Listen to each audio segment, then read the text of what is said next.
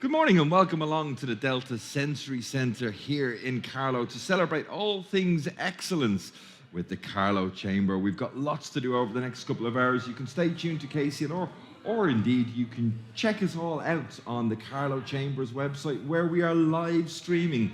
And we've got lots to talk about, lots to celebrate this morning. And joining me first of all to kick off those talks and celebrations, Rowena Dooley, President of County Carlow Chamber and of course Principal of Dooley Motors. Joe Meany and Trevor Gillespie, both here from the Delta Sensory Gardens, winner recently of the Culture, Heritage and Tourism Awards, and Eileen O'Rourke, CEO of Carlow Tourism. Ladies and gentlemen, you're all very welcome along to the Delta Centre. Rowena, if I come to you first of all, President of the Carlow Chamber, it's great to have events like this marking the presidency right throughout the year. It certainly is, Brian. We're delighted to celebrate all the award winners from our Business Awards back in September. We're delighted to be here in the Delta Centre, and thank you to all the guys for having us. So we're looking forward to seeing most of our award winners dropping in during the morning and having a chat with yourself.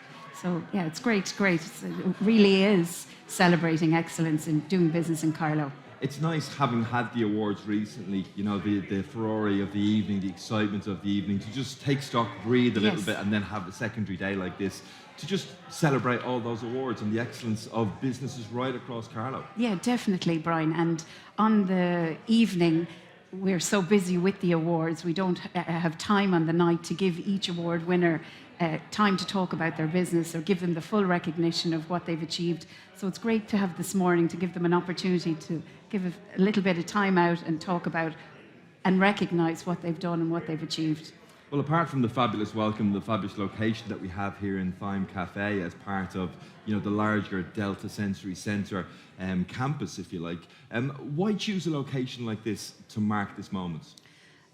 Like many other hidden gems we have in Carlow, we want to shine the spotlight on the Delta Sensory Garden. Sometimes it can be a little bit forgotten about, maybe based on its location. I hope you don't mind me saying it, but we need to be all the time shouting from the rooftops of what a wonderful, wonderful experience it is here, and for people to visit, but even for what the team have built up here over the last, from the early days with Eileen Brophy to now what the guys have taken it to. It's just amazing. We're unrivaled in the country to have this, and it's so fantastic to have it here. And of course, they are award winners of the Cultural Heritage and Tourism Award. Well, I mean, Joe Meany, you're also here from the Delta Centre itself. Joe, talk to me about the history of the centre, its inception, and when it began its fabulous work. Yeah, look, as Rowena mentioned, Eileen Brophy was one of the founders of Delta Centre back in 1990, and it was really, Eileen was a member of a Parents and Friends group at the time, and there was no disability service for Carlow at the time, and so, except you had to go to Kilkenny if you left school. So that was the start of it. It started with 6 individuals and some volunteers. And then it would initiate in St. Catherine's Centre up the road here from here. And then with some funding from the HSE, they purchased an old radiator factory, which is on this site, and it moved on from there. Like, it's grown, as Rowena says, over the years. And like, that's great with my predecessor, but also the Board of Management and also the great Delta team of staff. And that's been grown. As I said, there was initially volunteers. There's now over 200 staff working with in Delta Centre. And how many service users would you have at the moment, Joe? Well, it's across the board, I suppose. We have a number of different services. So in residential services, we have approximately 40 individuals availing of residential supports throughout Carlow. The residential service is provided with the support of Tinton, the local housing association, and we have a good relationship with them, and we work very well. We also have 3 other individuals in a supported living accommodation as well. In day service, we'd have approximately 135 people availing of day services across the service. And they would attend both on the campus here, as you said, but we also have a new satellite location down the town in the old Nationalist office. And so we only opened that in January of this year. There's approximately 30 people there, and the community location there is fantastic for us. As well as that, then, we'd have, 2 years ago, we won a tender run by the HSE for developing a new respite service, a regional respite service. So we have approximately 70 individuals availing of that regional respite service, and a lot of those people would not be availing of other Delta supports. They're availing of other services, including from Carlow and other services such as Beam in Bagnestown and Corgus in Tullow, SOS in Kilkenny, and some services in Clonmel as well. It's fantastic. Trevor Gillespie is also here from the Delta Sensory Centre. Delta has become much more than just a service provider. I mean, the fantastic gardens that you've got, you brought me on a fabulous tour of the gardens earlier on.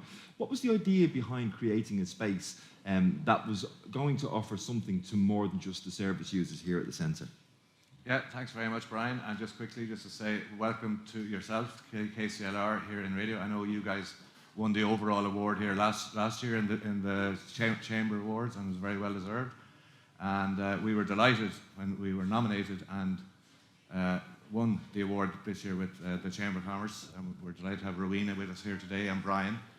And Colleen is here, I think, from Carlow County Council. So, as you said there a moment ago, Brian, the Delta Centre campus encompasses where we are now, which is Cafe Time, which is open 7 days a week for breakfast, morning coffees, lunch, afternoon tea, 7 days a week, as I said. And the Sensory Gardens, as Joe said, the Delta Centre itself opened up in 1990. And the gardens started in 2001 and opened in 2007.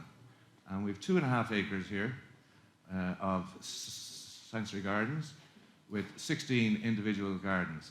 So we were very lucky in the early days with Gordon Ledbetter, who's a very well-known garden designer, and he did the overall layout, and then we got individual garden designers to design the other gardens around. So your quick tour this morning, it was a shotgun tour. You got to see some of the gardens. And the word I used when we were walking around the gardens this morning was oasis, because we're in what Rowena sort of termed as quite an industrial part of Carlow. There's some residential areas nearby as well. But it really is, as we said, an oasis. And the thing about an oasis is people often don't realise that it's there. How important is it to get the message out that the gardens in particular are not just something for the service users to enjoy?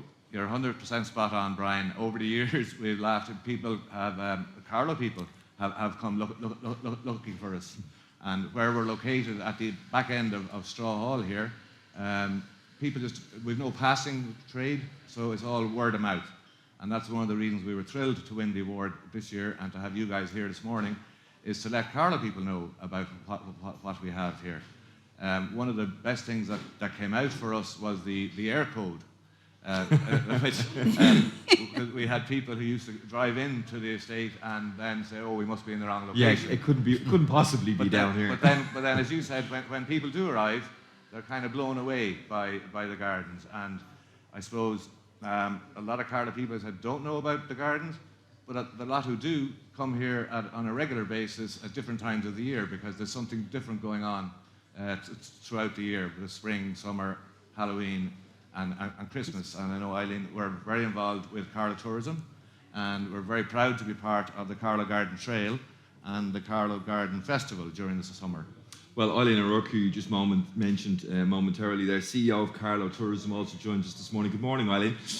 Obviously, a lot of your work from Carlow Tourism's perspective is focused outward. It's about trying to encourage people from all over the globe and indeed all over the country to come to Carlow. The Sensory Garden really is a hidden gem. I mean, how much are you trying to highlight that and promote it to people of Carlow and indeed further afield?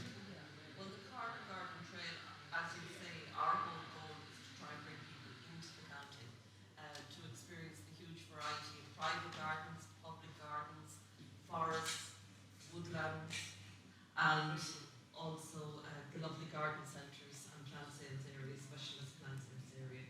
I suppose one thing that I have noticed over recent years is the number of people who come up to us at shows, be it Bloom at the Phoenix Park or the Balmoral show in Belfast, and they can't quite remember the name, but they've been in this garden, many small gardens, close to Carlow town, and as the speakers here have already said, absolutely blown away when they get here. And when I say Delta, they say, yes, that's the name, but they don't expect to find this when they actually arrive in.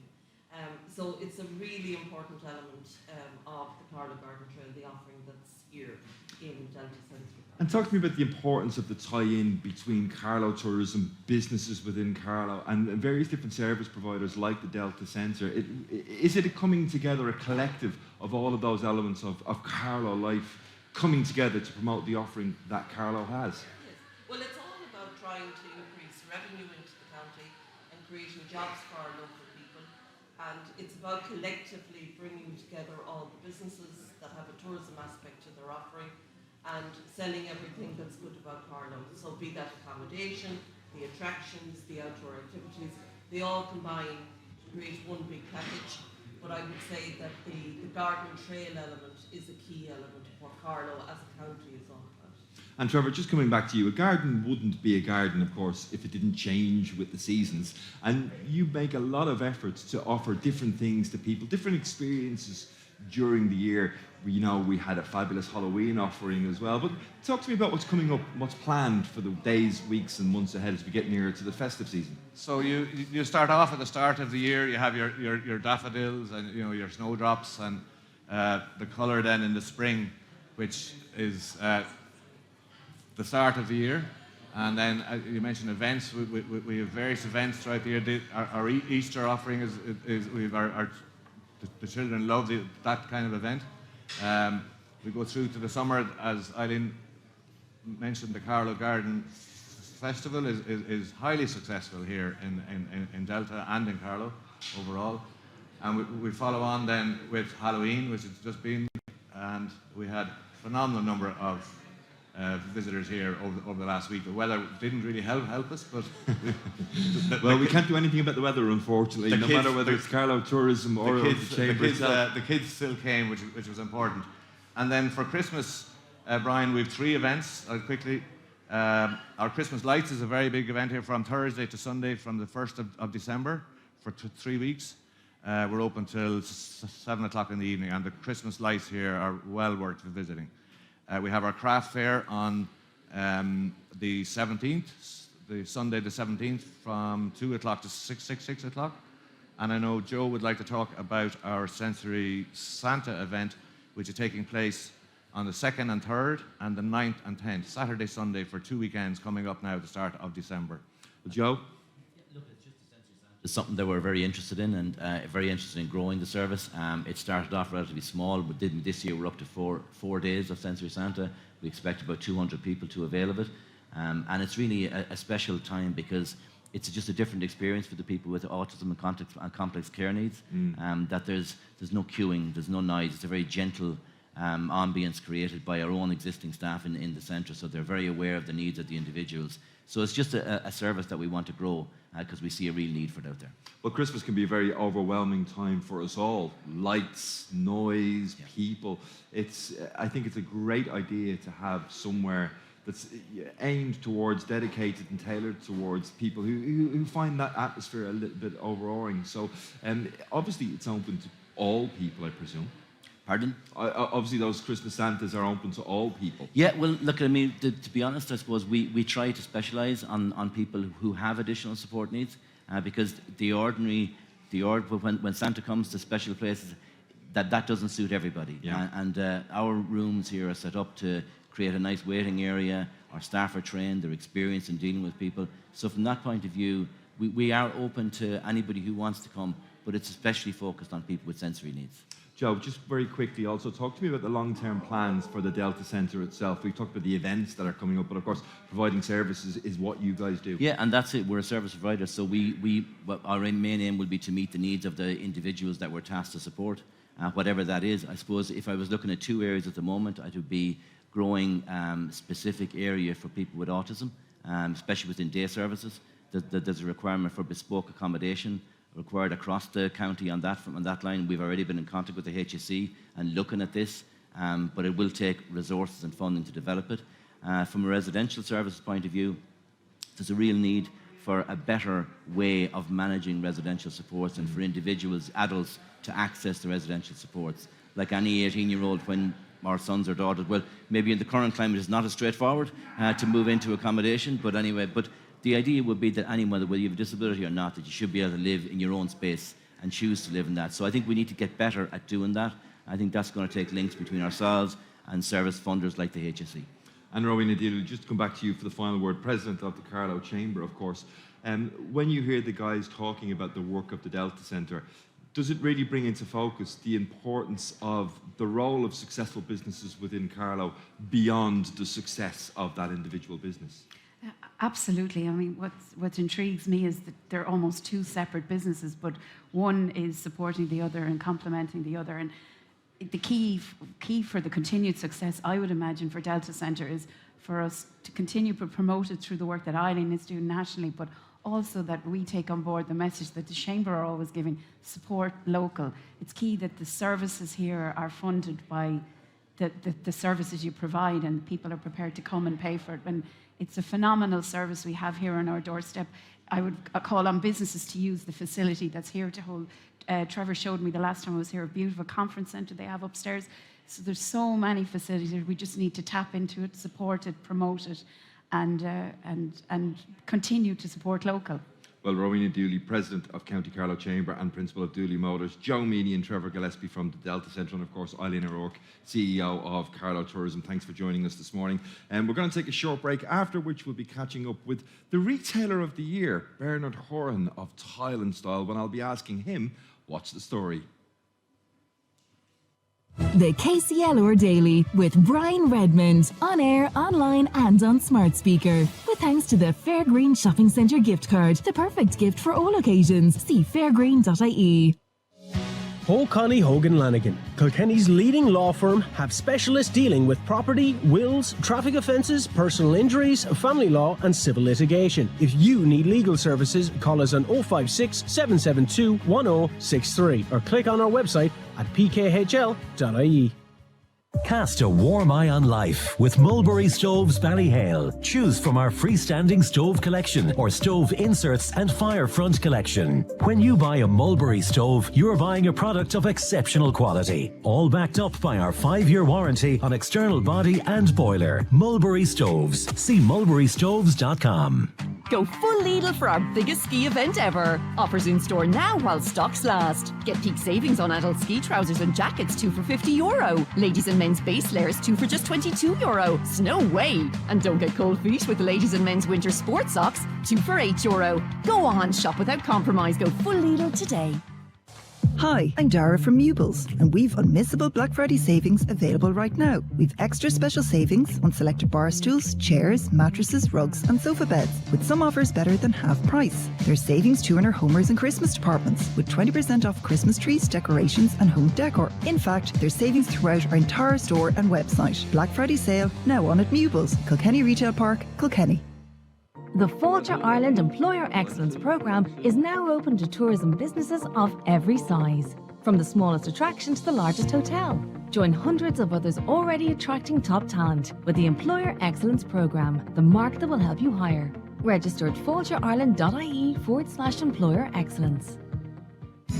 Kilkenny County Council, in conjunction with DCCI, invites you to Global Ambition, an event examining how Kilkenny design workshops had a global impact and continues to influence our global ambition today. This event is part of the Irish Design Week 2023 and takes place in Kilkenny Castle's Parade Tower on Friday, November 17th from 8:45 a.m. See more on belongkilkenny.ie.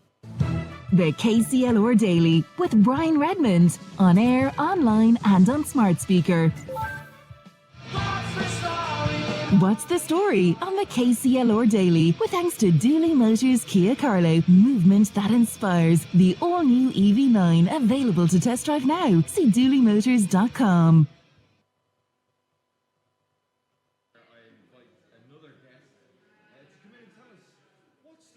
I'm joined this morning by Bernard Horan of Tile and Style, Retailer of the Year. Good morning, Bernard. Good morning, how are you? Let's start off as we mean to go on. So what is the story? The story is I nearly didn't get here this morning.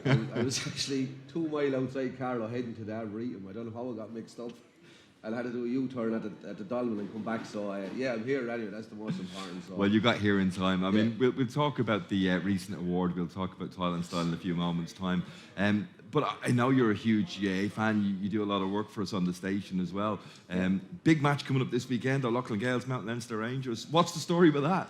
Sure, look, as a Carlow man, I'd be hoping, I think Mount Leinster Rangers can do it. You know, in fairness, some fantastic players, like Chris Nolan would get on any team in Ireland, in fairness. Kevin MacDonald, very, very unlucky not to win an All-Star. But, you know, down around Borris, they're a great bunch of people. They're very, you know, from very humble beginnings. We have a showroom there in Shamrock Business Park at the moment, over 10,000 square foot. We import from all over the world. We've 12 staff there at the moment, but with regards to staff, it's more of a family working environment we create, and I'm very, very blessed with the staff we have, and we're very lucky. And to be 21 years in business, after going through the current climate a couple of years ago, the recession and all, it's a statement to everyone that was involved that we pulled through that. So we're very, very blessed. And to win Retailer of the Year, 2 years ago we won Customer of the Year. So we're doing something right. We get a lot of business from the surrounding area and the local communities, which are good. We give back a lot to the local communities. But it's great to see people travelling from around the country to come into Tile and Style, and they're probably passing 10 or 20 other tile shops to get to you. So it's a testament to everyone working, and well done to everyone on the team there.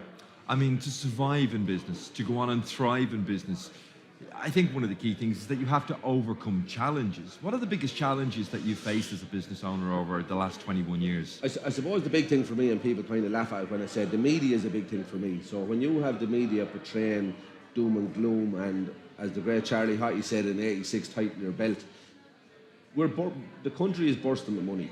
The banks are flush.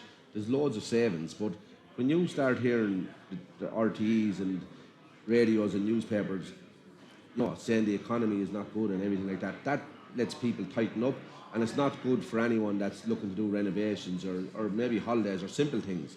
So I think we have to keep a positive mindset on it. The big challenge for us in the last year obviously was COVID.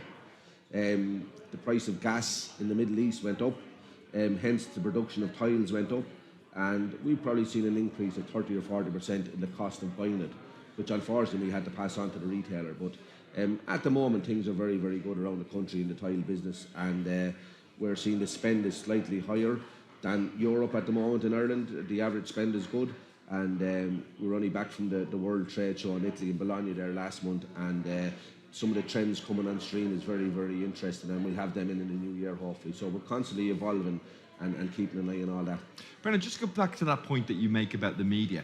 Obviously the media, whether it's a local radio station, a local newspaper, or some of the national outlets, they have a responsibility to appropriately report the world news, the local news as well. I understand that. But how do we strike that balance, do you think, as a media, between reporting that news but also being aware of the fact that we are in people's lives? Yeah, it's probably difficult to get, and it's easy for me to be one-sided in that because I see it from the business point of view, but I don't have the answer for that, and it's a fairly you're catching me there in fairness, but it is just more positivity, I suppose. And like, we are a very, very, we're actually a great country, and we're small and we're unique, and we're able to, like, we've seen with the last recession how we're able to get out of it.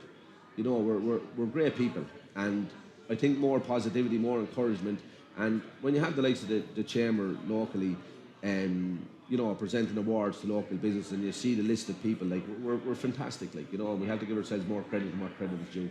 And you mentioned earlier on that Tile and Style have received a number of awards over the years from the Chamber, each obviously a moment of great pride for you, but obviously Retailer of the Year in this year's awards. How did you feel when that announcement was made? Well, to be honest, look, when we got Customer Service of the Year, we were in shock that we got the award, but it was just something that, we were overwhelmed for the staff more so because of the effort they put in, if that makes sense.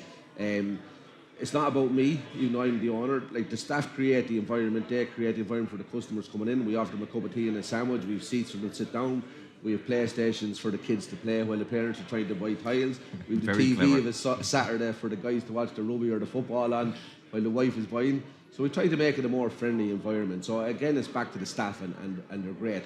And the National Tiling Association has their annual awards this weekend in the Clonard and the Tye, and we're absolutely privileged to be nominated for the best outside display of tiles and customer service. So we've 10 people going to that Saturday night, and we're really looking forward to that, and hopefully, fingers crossed, we might come away with something there as well. Well, of course, we are broadcasting live from Cafe Thrive here as part of the Delta Sensory Centre, the big campus here.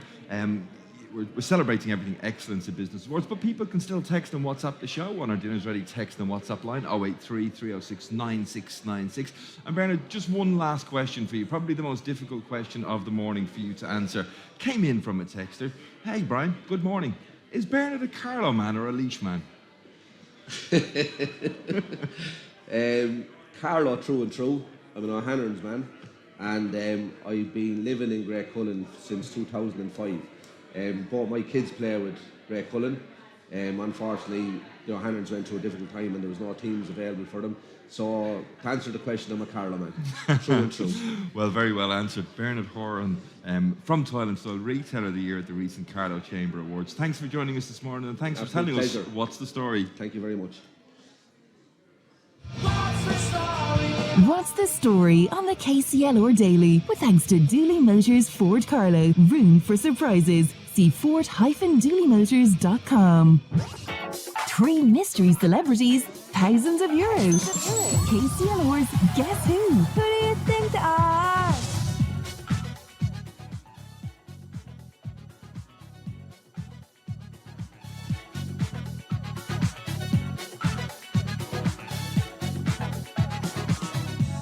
Taking a quick look at the Guess Who for today. It is worth €900. All you have to do is identify our 3 mystery celebrities. So let's give you the clues as well here for today on the KCLR Daily. Celebrity number 1 is a Killiney-born actor, most famous for his TV work, but he has also appeared in films. Some extra clues in there for you as well. Our second celebrity is a British musician and is a songwriter.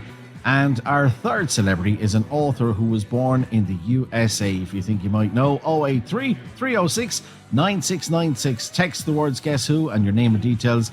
Our first celebrity is an Irish actor, famous for his role in a period drama, but he also appeared in films and is born in Killiney. Our second celebrity is a British musician and he's a songwriter. And our third celebrity is an author that was born in the USA. Text now the words Guess Who to 083 306 9696. KCLR's Guess Who? With thanks to Callan Co-op Home Value, West Street Callan, for all your solid fuel hardware, DIY, homeware and agri needs. Go the extra mile with Volvo Electric. Visit Volvo Cars Carlow for Volvo Open Week, November 13th to 18th, and get the full experience of the Volvo XC40 and C40 Recharge, each with an extended electric range of up to 570 kilometers.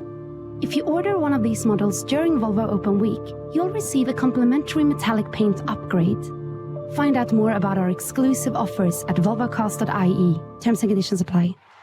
Let it be a sheet to be cut for transport or a bespoke moulding, we cater for it. At Carlow Wood Machining Services, Slady Street, Greycullen, Carlow. At our machining services caters for all trade, DIY, government bodies and schools. We have 4-cutter planing and moulding, PVC edge banding, panel sawing, drum sanding, planing, routing, rebating, cross-cutting. We can reproduce your mould or rebate to exact dimensions. Door frames, flat, rebated special widths. Window boards, nose, rebated special widths. Rooktops, tabletops, solid comb jointed and sanded to an excellent finish. Plus our mechanical products are professionally made, sanded to a quality finish. So why not call and see our full range at Carlow Wood Machining Services, Slady Street, Greycullen. Call us on 059 91 42542 for further information.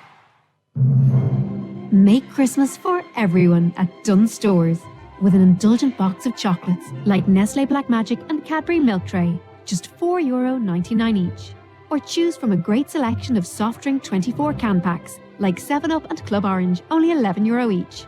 Plus, with a €10.50 grocery voucher, you save even more. Dunnes Stores. Make Christmas for everyone. Terms and conditions apply. Voucher can be used on next grocery shop with €50 or more.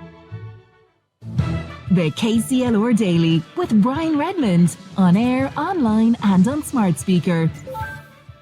Yes, we are broadcasting live this morning and indeed streaming live on the Carlow Chamber's website. You'll find the link to the live stream of our broadcast coming this morning from Cafe Thrive at the Delta Centre here in Carlow, celebrating everything to do with Carlow Chamber at Carlow Business Awards, marking excellence. We got a text message in from a regular listener to the show, from Marion Dalton. Good morning, Brian. A beautiful place that you're broadcasting from this morning. You're dead right, Marion. She goes on to tell us about a new announcement regarding regulations announced this morning by Minister Heather Humphreys on dogs control. Thanks for the text, Marion. We'll come back to that story a little bit later, maybe at some point next week. Now, outstanding business on all levels is what we're celebrating here this morning. My next panel includes Padraig George from Cheetah Electronics, Family Business of the Year. I'm also joined by Paddy Carroll from Carroll Estimating, Small Business of the Year. Morris Kelly is also here, Kelly's of Boris, Medium Business of the Year. And Shay Byrne from Seamus Byrne Electrical. Gentlemen, you're all very welcome along, and thanks for joining us. Pádraig, if I come to you first of all, tell me about Cheetah Electronics. Cheetah Electronics is based in Ballin in County Carlow, and it was formed in 1974. And this year is our 50-year anniversary. 50? 50 years. It was began by my parents, Maura and Jim George. And I'm the second generation of that family business. And Cheetah Electronics, I mean, we all know the world of electronics, but nevertheless, it's a very vast world. What do Cheetah specialise in? Cheetah Agri-Electronics, we primarily manufacture high-power electric fence energizers. Those are the boxes or control units for, they produce a high-power electric shock, and they keep cattle and sheep where they're supposed to be. Well, tell me about the shocking success that you've had over those last 50 years. How's the business grown, or indeed changed over that time? Well, it began in a hay barn by my father and my mother, obviously, as well. And it grew from there slowly but steadily, year by year, customer by customer, shop by shop. And reliability and product and the quality of the product that we were producing was very important. And I suppose we took it slow and steady, and now has grown to a business with 12 employees, and we sell all over Ireland and into parts of the UK. That's fantastic. Moving on, Paddy Carroll is also here. Paddy from Carroll Estimating. Paddy, financial decisions are your world, I suppose, but they're everybody's world, because no matter whether we're in business or not, we've all got to make financial decisions in our lives. How can your business help people who have to make those decisions? Thanks for the introduction, Brian. So we are a team of quantity surveyors and estimators for less costs than that of an employee. So we work on behalf of the man and woman in the van that gets up early in the morning, right up to the largest contractors in Ireland that are building data centres across Europe. So our premises here is that our contractors are not leaving money behind. So our belief, and my belief when I started with the business, was that the smaller guy that has or woman that has a contracting business, whether they're a groundworks contractor, a painting contractor, or a building contractor, is that they have someone to watch out for them, to make sure that they're, not only are they making a profit, that they're covering their overheads, is that they have someone that has their back when they go into these contract situations, and to make sure that the money is flowing through the projects, whether it's an extension of 40 square metres right up to a ceiling partition package of a couple of million. So this is much more than an accountancy service then. I mean, many people in business obviously employ accountants and auditors to do all that work, but I think often they almost begrudge paying them because they don't feel that they're doing that much work. They're just reporting what's happening. Give us some nuance and some detail about how you actually offer that service and what it does for businesses that you work with. So we, in generally, are construction accountants or construction economists. So what we do is, when we do our tenders, first of all, so we go from inception, which is from your tender right up to completion, so final account. So at tender stage, we were able to tell our contractors right down to the last nail how much a project is costing. And that goes right up to final account, that we're actually getting paid for that last nail on a job, plus your overhead and plus your profit. So again, don't leave money behind. You've got a team behind you that's going to back you along the way. And obviously there's contract terms within a building or whatever you're doing, whether it's a civils project or groundworks project or ceiling partitions. You know, you've got to get paid for what you do, but you've got to be careful what you sign up for. And what we see is that the smaller companies, you know, they need someone behind them, and that's where we try to come in at less cost for them. So they don't have to go out and employ a quantity surveyor, which can be quite expensive at the moment because we're in short supply. And not only with that, we're lacking in houses here in Ireland. We need 300,000 houses today. So we're a little bit of a help there in the background. Yeah, I mean, those small things can be difference in margin between a business or a project being successful or not. Of course, but Carlow Chamber Business Awards celebrate businesses of all sizes, and winning this year's Medium Business of the Year award, Morris Kelly of Kelly's in Boris. Thanks for joining us today. Tell us about Kelly's. Thanks, Brian. Well, first of all, I have to say I'm a Boris man, south of the county, big shout out to Rangers on Sunday, so we'll get that out of the way. I think there's some Rangers fans here also.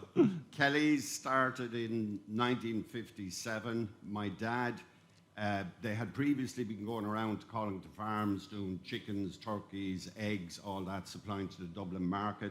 My dad came home after the war in 1957 and started the business, bought one tractor, painted it up, bought two more, painted them up, and kept growing the business. He died when we were quite young. Myself and my brother Terry took over the business. I was 18, Terry was probably 20. We carried on the used business, bringing in tractors from the UK, and we grew that business to about 350 tractors per year, along with machinery and other things to do with farming. We realised then, you know, you had the pound and you had sterling, and there was the conversion rate kept going up and down. It was very hard to control the business, so we said we must get into the new business.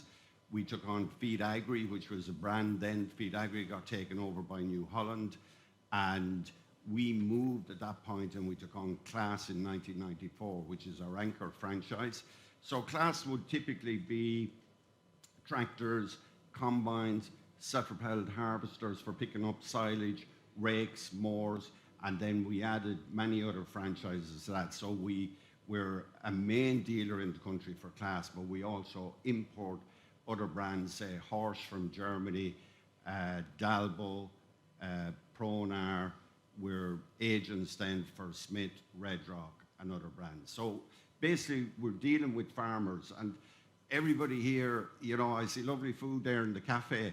The reason we can all sit here and we can do our daily jobs is because farmers do their job. Yeah. They feed us. Yeah, well, Cafe Time, producing great food, great coffee. I've had the chance to have a coffee, and I'm getting jealous at looking at all of you sitting around enjoying not just coffee, but cakes as well. So please leave some for me after 1 o'clock today.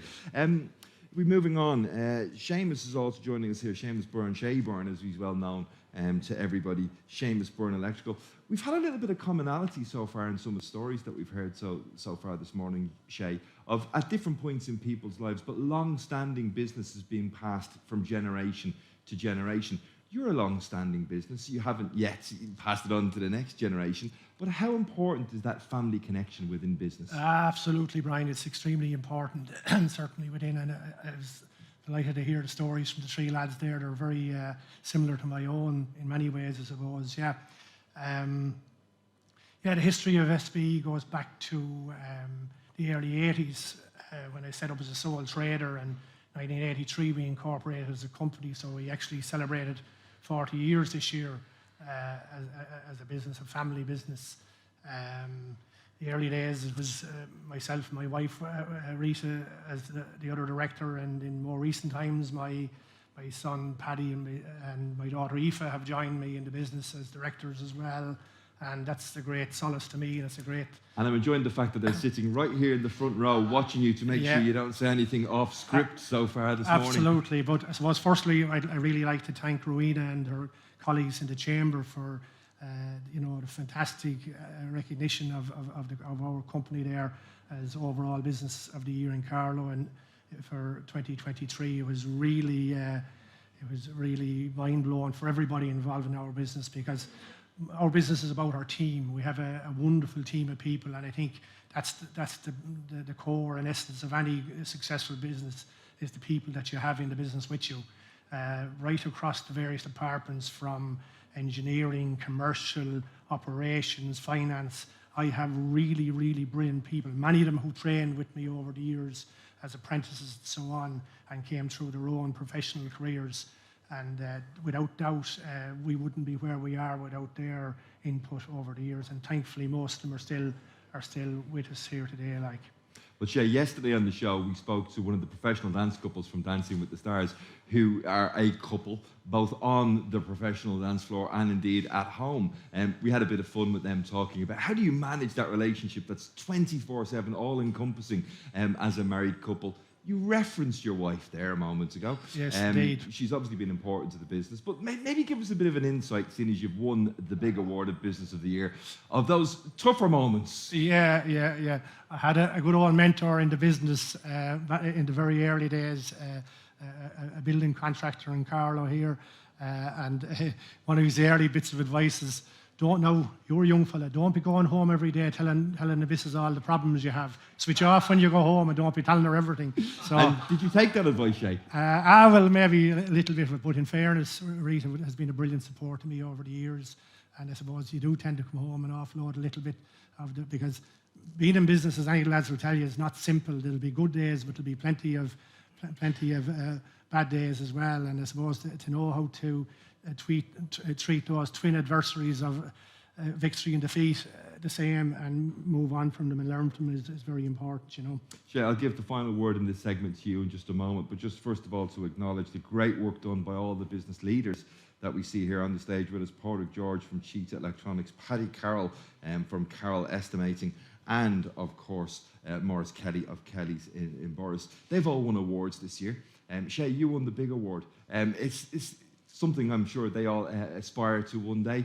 What advice would you give to the gentleman sitting to your left in terms of continuing to be able to make those steps? I wouldn't dare to give Maurice Kelly or any of these lads any advice that they could teach me a thing or two, I can tell you. But no, look at, I mean, like lots of these lads, we tend to operate maybe under the parapet a little bit in terms of pushing our companies out there. Most of these businesses are niche businesses. And I suppose, you know, for any young business person, believe in yourself, number one, back yourself, make a plan, stick with the plan. Don't expect every day to be a good day, but you know, persistence and hard work is extremely important, you know. And yeah, I suppose that's really it. Like, you have to stick with it with business, and you have to get up and work hard every day of the week, you know. Well, Shay, I'm just going to go slightly off script here. Paddy is sitting in the front row. Paddy, what's he like to work with? Excellent mentor since I've been very young. I suppose a lot of people look up to superheroes and different people as their heroes over the years, but I suppose Dad would have been always that for me, somebody I would have looked up to, and has always supported me through my own career, my education. So it's a pleasure to be able to work with him every day. There you go. Isn't that nice to hear, Shay? Business leaders maybe, but superheroes in your own right. Congratulations to all of the winners at this year's Carlow Chamber Business Awards. We are broadcasting live from the Delta Sensory Centre. Big cheers. Go on, give us a big cheer from the back there. We are live in Cafe Thrive. If you want to come and see us in Cafe Time, Cafe Time. If you want to come and see us in Cafe Time, we are here right the way through until 1 o'clock today. We're going to be taking a short break, after which we're going to go a little bit more international, while I'll be speaking to Her Excellency Mieke van Kaldum, the Ambassador to Ireland from the Netherlands. The KCLR Daily with Brian Redmond, on air, online and on smart speaker. With thanks to Fairgreen Shopping Centre Carlow, with a fantastic range of shops, food outlets and a state-of-the-art IMC cinema. See fairgreen.ie.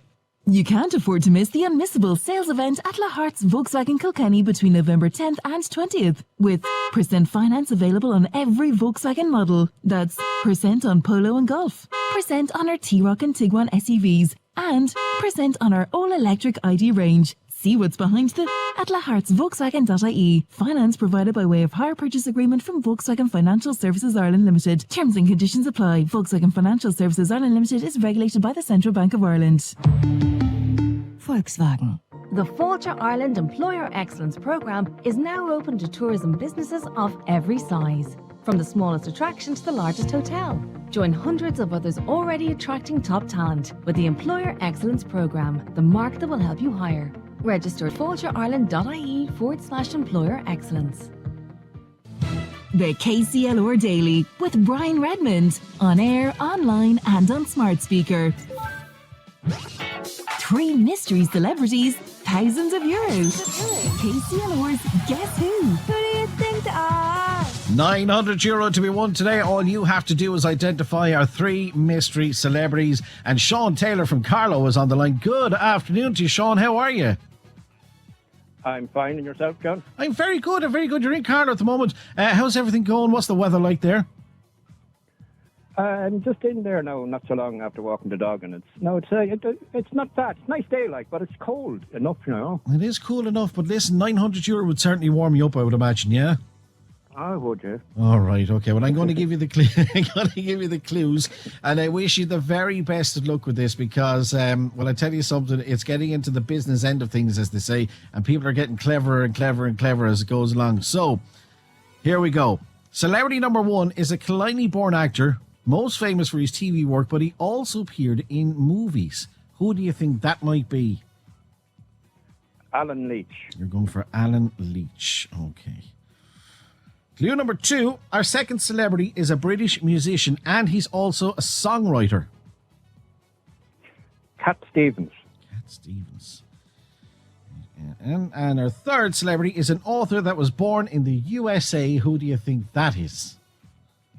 Danielle Steele. Danielle Steele, you're going for there as well. Let's put it into the system and let's see how we go.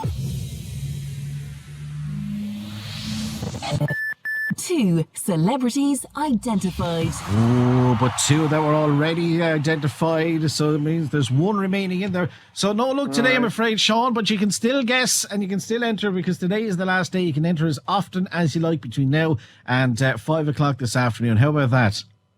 That's grand. All right. Listen, thanks, John. Not at all, Sean, not at all. Listen, you have a lovely Friday, all right? All right. All right, all the best to you. Now, that's Sean Taylor in Carlow listening into us at the moment for Guess Who. Keep texting you. You can guess again in the next hour. Guess Who, along with your name and details to 083 306 9696. KCLR's Guess Who, with thanks to Callan Co-op Home Value, West Street Callan, for all your solid fuel hardware, DIY, homeware and agri needs.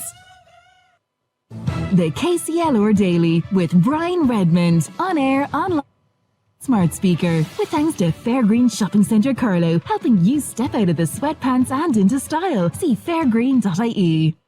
The KCLR text and WhatsApp line 083 306 9696. Sponsored by Dinners Ready, Market Yard Kilkenny. Now serving fabulous handmade salad bowls and sandwiches from our deli. New this week at Home Store and More. All Christmas tree lights are half price. That's right, half price. Save €35 on 1,000 LED cluster lights, or save an amazing €50 on 2,000 LED cluster lights. Let our half-price Christmas tree lights add a Christmas twinkle to your home. But better hurry, because when all our half-price Christmas tree lights are gone, they're gone. Drop by your local Home Store and More, or visit us online at homestoreandmore.ie. Home Store and More. A happy home. The Medieval Mile Museum presents a series of entertaining talks and events every weekend in November. Learn about the history of gossip, the inks and skins of Kilkenny medieval book, Alice Kittler book launch, and exploring Kilkenny's cats and witches, all in the atmospheric setting of Kilkenny's Medieval Mile Museum. To book, call 056 781 7022 or email info@medievalmilemuseum.ie. The Three Amigos, Jimmy Buckley, Robert Mazzell and Patrick Feeney, are back on tour with their award-winning live show. See The Three Amigos live. Hotel Kilkenny, Thursday, January 4th. Mount Wolsey, Tullow, County Carlow, Sunday, January 21st. Tickets, priced €35, are now on sale at the hotel reception and ticketmaster.ie, where extra charges may apply. I can't sleep. I'm too excited. Only a few more sleeps to the big day. Christmas? Sure, that's next month. Even better. Black Friday. Why wait? Get Black Friday deals right now on the complete range of LG TVs at Electro City. Save up to €300 off the stunning range of LG OLED TVs. Elevate your sound experience. Add an LG soundbar and get up to 50% off the soundbar. These and lots more amazing LG Black Friday deals available now at Electro City Kilkenny, Carlow, and our new flagship store, Electro City Waterford. Can we go now? It's 3 in the morning. Why wait? Shop online 24/7 at electrocity.ie. It's almost 11 o'clock. A good time to drop your car to Fill Up Ireland Tyres for your free NCT check. Call us on 056 77 90 857. The KCLR Daily with Brian Redmond. On air, online and on smart speaker. Broadcasting live this morning from Cafe Time at the Delta Centre here in Carlow, celebrating excellence in business with the Carlow Business Chamber Awards. We will be going international after this short break, when I'll have some requests from some of the service users here at the centre, and I'll also be speaking to the Netherlands ambassador to Ireland, but all that coming your way after the news at 11, read by Angela Doyle-Stewart. Thanks, Brian, and good morning. Criminal damage has been reported at a business premises in Carlow Town this morning. KCLR News believes it happened in the Staplestown Road area at about 8 a.m. A Garda spokesperson confirmed that they responded to reports of an incident. No arrests have as of yet been made, but investigations are ongoing. Anybody who may have noticed suspicious activity is asked to contact Gardaí. A local businesswoman says the completion of a €1.68 million investment is exciting. Goatsbridge Trout Farms being supported with grant aid from 2 Brexit schemes, which helped with their factory extension. This will see production scaled up, helping to safeguard the jobs of the 27 who are employed there and the chance to add to the staffing next year. Mags Curran runs the enterprise with her husband Ger and says they're delighted with the path they're on. We're thrilled to have got the support and the funding. BIM are fantastic, and I suppose we're just securing the business we have, and we're primed for growth now. Delighted to say that we've just got the listings with Ocado in the UK, which is a big thing, and Spinneys in Dubai are about to list before Christmas, all going well. So it's all very exciting.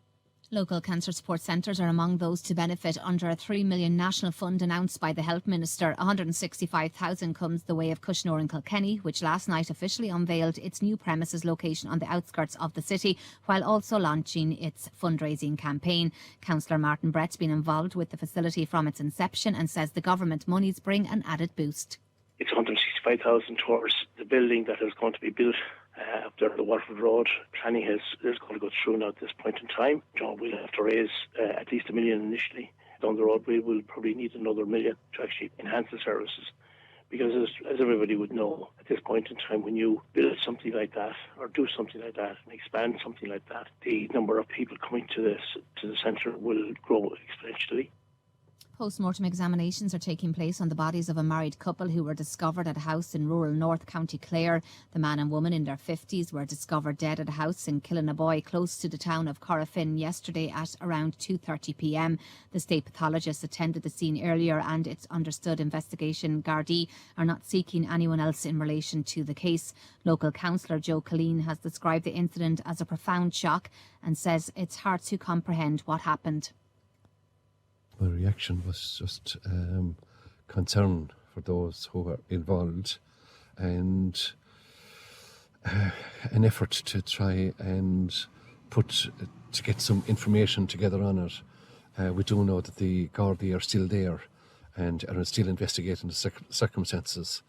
There are still no answers and still no understanding what is to unfold. And finally, a local travel agent says he agrees with the declaration that Ireland is the most desirable island destination in Europe. British travel magazine Wanderlust put the country ahead of Malta, Sicily, Hvar in Croatia, Crete and more. Tom Britton of Marble City Travel earlier on KCLR said such promotion can do wonders. It was Ireland that reigned supreme in this particular competition. So it doesn't matter. It's another plaque for Ireland in a positive light, and it's a positive. If only 100 people read this story, it's 100 people with a positive perspective of this country. It is now 4 minutes past 11. KCLR Sport and weather next. We'll wait for the bus, the train, or the lights to turn green. We'll wait for the weekend and we'll wait for the rain to stop. But when it comes to pain, nobody wants to wait. That's why Nurofen Rapid Relief liquid capsules start working in just 7 minutes, with a formula that's absorbed faster than standard ibuprofen tablets. Choose Nurofen Rapid Relief liquid capsules and unleash the speed of liquid.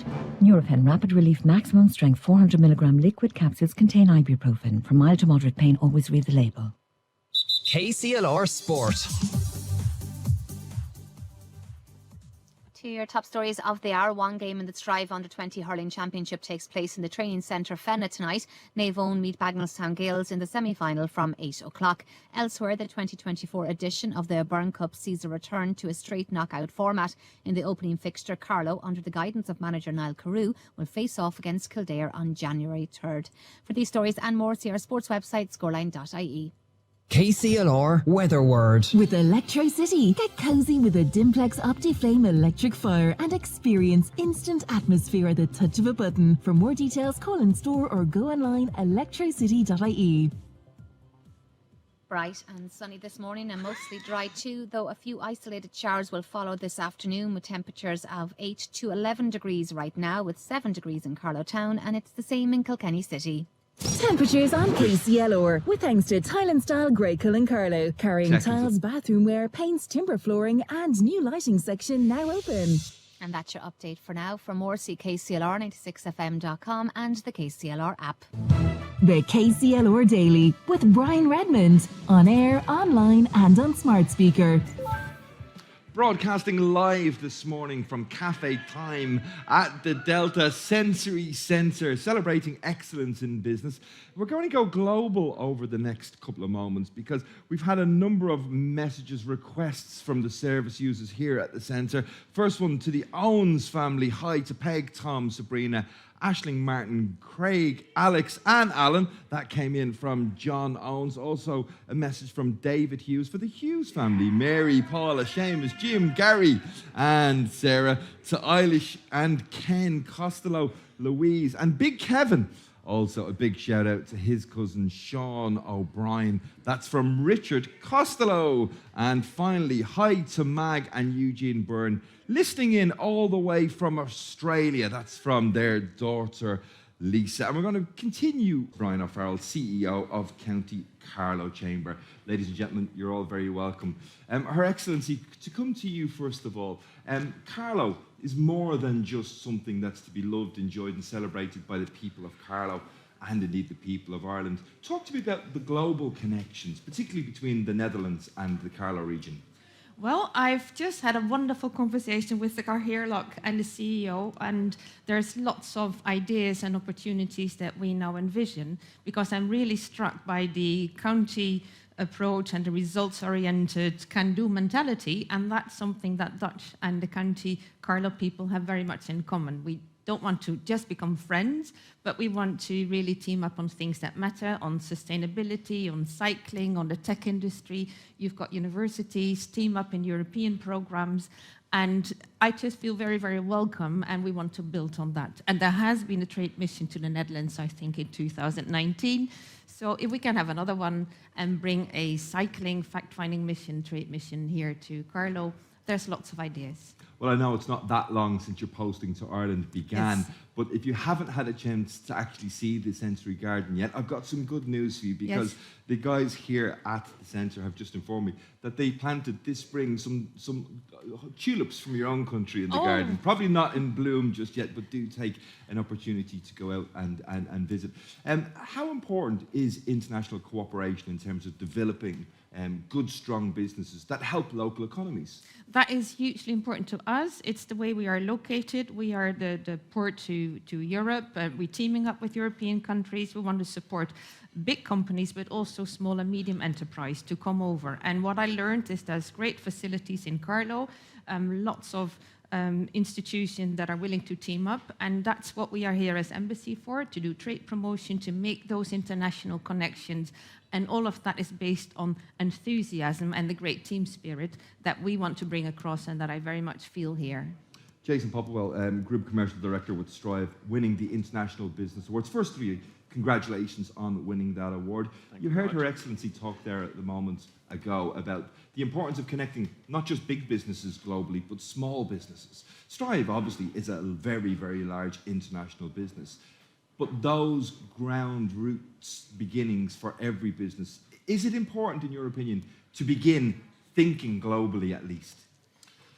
Well, yes. I suppose it's quite important to, we are saying sort of think global but act local. So the last thing you want to do is start off and start thinking you're going to sort of conquer the world. You want to get your own house in order first. But I suppose steady and slowly. So there's fantastic opportunities globally, especially in in the sort of IT industry, and obviously the web makes it so much easier. We've got companies in Poland, we have two companies in England, we have a company in Australia, and we have a company in the States.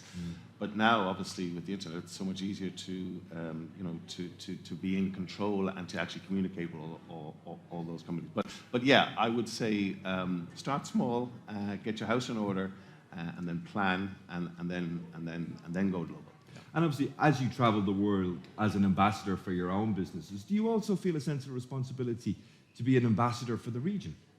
Absolutely, yeah, absolutely. We're always flying the Carlow flag, and it's quite interesting, you know, when you go to, you know, other countries and you say, well, you know, Ireland, and then you would mention, well, actually Carlow, and people say, oh, Carlow, I didn't, you know. So yeah, absolutely, we do feel a sort of sense of pride there as well. Yeah.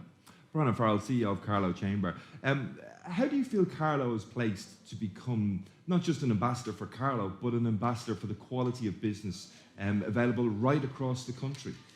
Carlow's a county that we've always said it, and it's true to form, but we continuously punch well above our own weight in Carlow.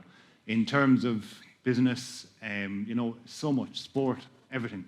You know, you think about, and we're talking international now at the moment, so many of the business that have started in Carlow, that have gone on, Netwatch, Burnside, you know, some of those homegrown businesses that have really taken on, and they are well known now in so many corners of the globe. And we've got so many more. We could continue to sit here all day and list so many more of those companies.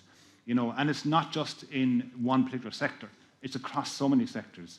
Tech, engineering, you know, even food. We'll be hearing from, you know, some series later on, you know, and one of the biggest Christmas pudding producers. And I remember sitting down, and I was saying it to Rebecca there when I was talking to her on the phone. I remember sitting down with her dad a couple of years ago, and he was talking about like 1 million puddings going off to Australia. You know, like, and because you're not talking to the people, you're talking about the product, of course. And this is the thing, you know, like for a small county, when you take, you know, size, second smallest county in Ireland, you know, but still, Carlow Town is the 14th largest urban district in the country, and the population. But what we produce and what comes out of here, and the reach. And that's why, as a chamber, you know, we've always continuously worked to build and expand those relations. And we've a great relationship with the Dutch Embassy and the team there for going back a good few years now. We've worked with a few others, and like we mentioned... One thing that came to mind, Brian, when I visited here this morning is the joining up of so many elements of society. You've got the cafe here itself, Cafe Time, trading as a commercial entity, I suppose. You've got the service provision of the Delta Sensory Centre itself.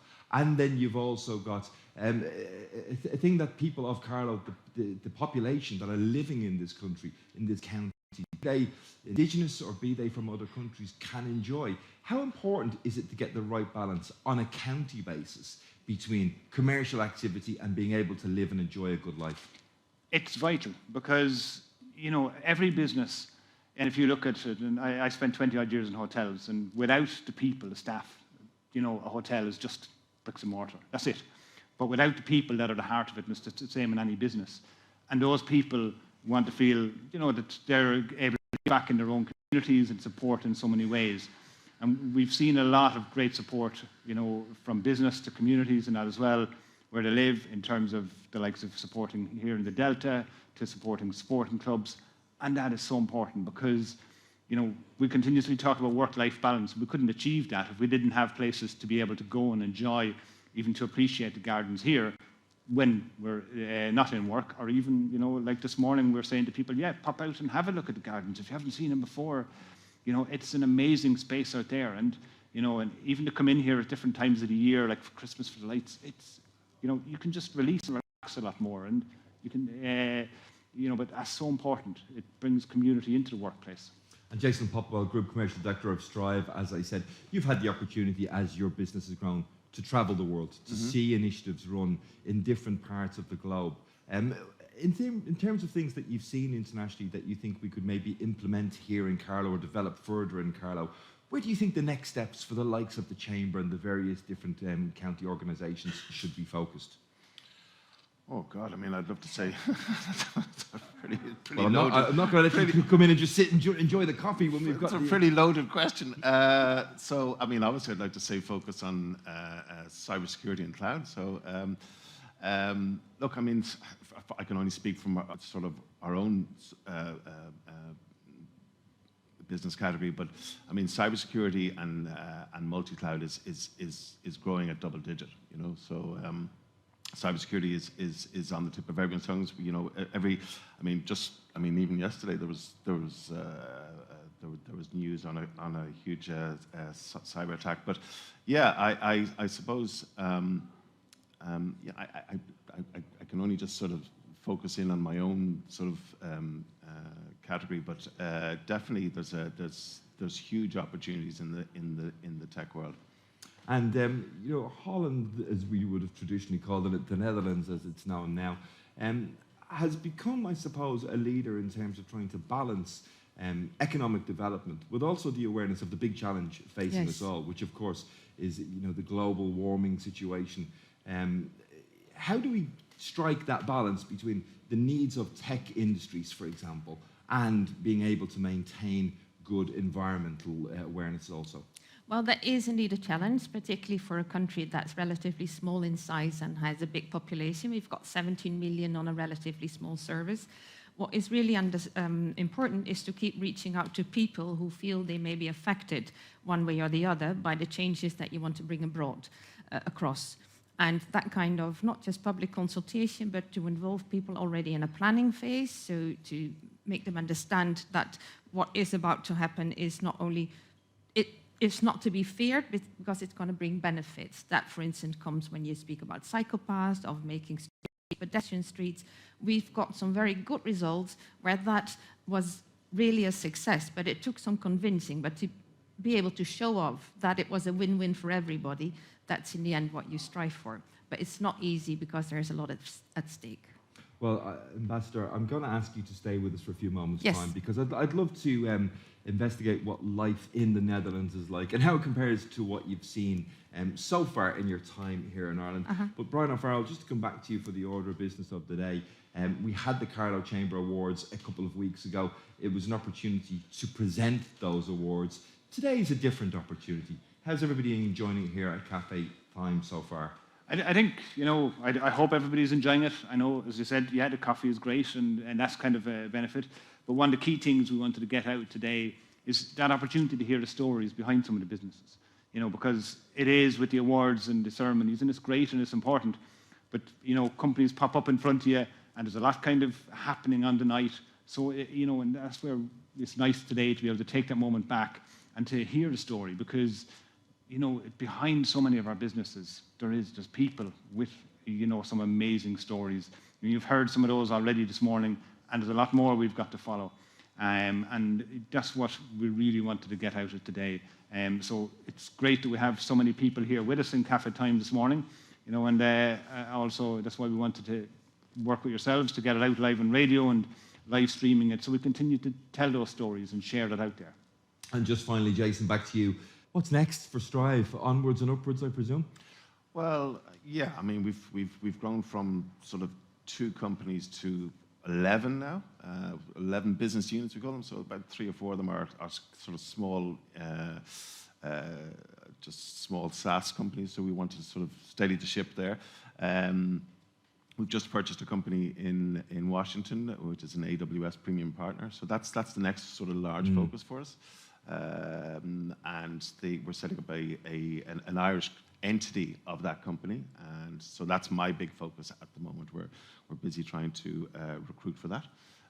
So yeah, that's our, and then it'll stop. You know, I mean, I'm not quite sure I believe you when you say that. Yeah.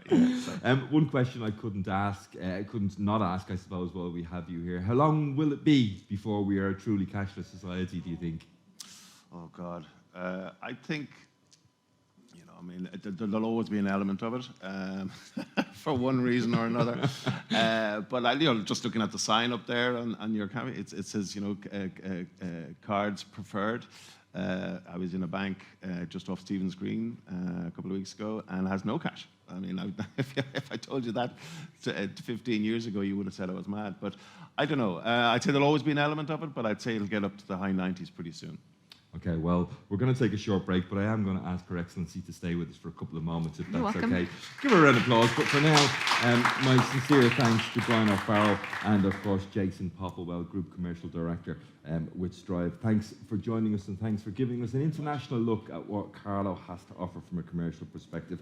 We are, of course, reminding you that our Guess Who competition is continuing. We have identified 2 of those celebrities, so all that remains to be won is that very large €900 jackpot. If you want to play along, just simply text the words Guess Who along with your name to our Dinner's Ready text and WhatsApp line 083 306 9696, and we'll be back with you live on air and online from Cafe Time at the Delta Sensory Centre in just a moment. The KCLR Daily with Brian Redmond, on air, online and on smart speaker. With thanks to the Fairgreen Shopping Centre gift card, the perfect gift for all occasions. See fairgreen.ie. Did you hear KCLR Breakfast? You can't stand backwards on the stairs. What? You can't stand backwards on the stairs. What do you mean you can't stand backwards on the stairs? You can't stand backwards on the stairs. KCLR Breakfast, back Monday morning from 7. With thanks to the Hoban Brasserie at Kilkenny Ormond Hotel, a glamorous backdrop to simply great food. See kilkennyormond.com. Step into the festive spirit at Pembroke Kilkenny Hotel, home to Statham's Bar, restaurant and party venue, located in the heart of the city and freshly nominated for the Restaurant of the Year Awards Best Casual Dining and Best Chef. We're a standout choice this festive season. Dine on a sensational festive menu crafted by Executive Chef Ken Harker, using top-tier ingredients from local suppliers. From intimate gatherings to workplace celebrations, our 3-course dinner at €49 and lunch at €37 are bound to impress. For private parties, our event space provides a stylish backdrop with delectable party food from €20 per person. Visit our website or contact our events team today and make it a jolly Christmas at Pembroke Kilkenny. Delicious dining and unforgettable parties await you. Shh! Guess what? Santa arrives to Market Cross Shopping Centre on Saturday, November 18th for lots of fun and games with all our old festive and magical friends. Get ready to giggle and jingle. You won't want to miss it. The move to electric is on, with Kia powering ahead in electric vehicle technology. Take the stylish Kia Niro EV, the multi-award-winning EV6, or the all-new EV9 with space for up to 7 people. Order your 241 model now to avail of flexible finance options, a free home charger, and a €500 super value gift card. T's and C's apply. For more, see kia.com. Kia. Movement that inspires. David Buggy Motors, your main Kia dealer in Kilkenny. See buggymotors.ie for more. Nitrates cut could be delayed. For more in your Farmer's Journal, here's Paul Mooney. We reveal why Brussels is considering a derogation reprieve for Irish farmers. Irish beef locked out of China again. Suckler cow exodus continues. Thousands of young farmers locked out of acres. Farmers could get up to €50,000 for pylons and farmland. Will there be a potato shortage this Christmas? Plus, our guide to how farmers can secure a mortgage. All inside this week's Irish Farmer's Journal. You cannot afford to miss it. The KCLR Daily with Brian Redmond, on air, online and on smart speaker. You're very welcome back to Cafe Time here at the Delta Sensory Centre. We are joined by everybody from the Carlow Chamber, celebrating the Carlow Business Awards and excellence. And actually talking about excellence, I have asked, just for a moment, for Her Excellency, the Netherlands Ambassador to Ireland, Micah van Caldum, just to stay with me for a moment. I wanted to talk a little bit outside of the world of business and the similarities between the Netherlands and indeed Ireland as a nation. Both countries that I would suggest punch above their weight, but what other similarities have you seen in your short time here in Ireland so far? I think the similarities is that we are now also very internationally oriented. The Dutch travel a lot. Irish people have traveled a lot, but in the past also sometimes out of necessity. But it brings back a lot of a broad orientation at the world, and that is what we share.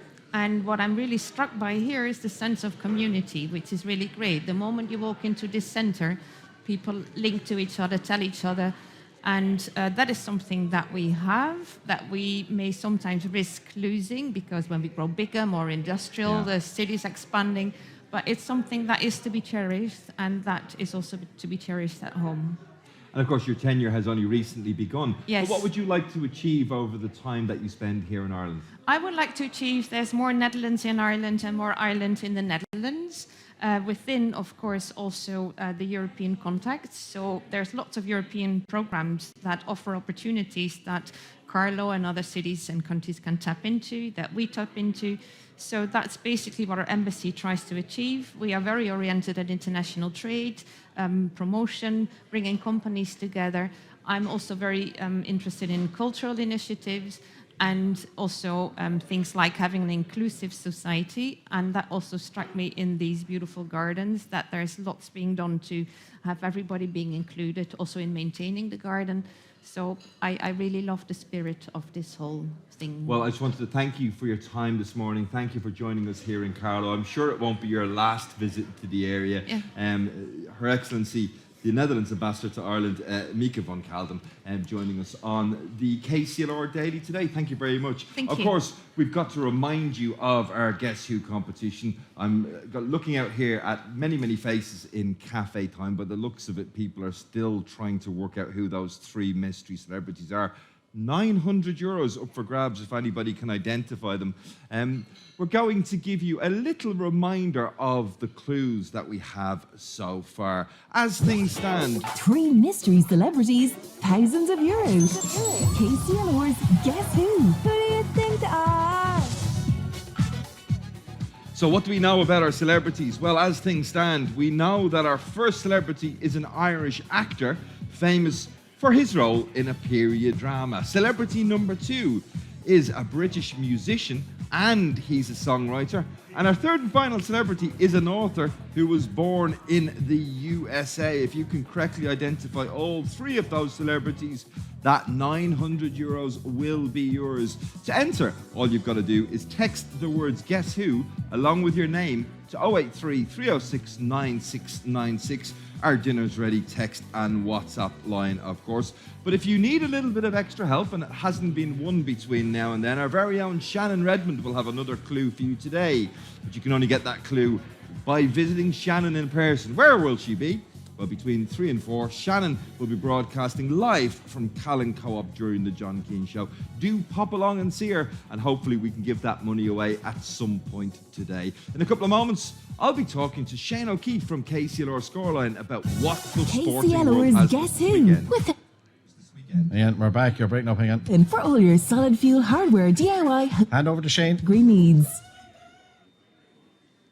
And joining me live from KCLR Studios, Shane O'Keefe from KCLR Scoreline. Good morning, Shane.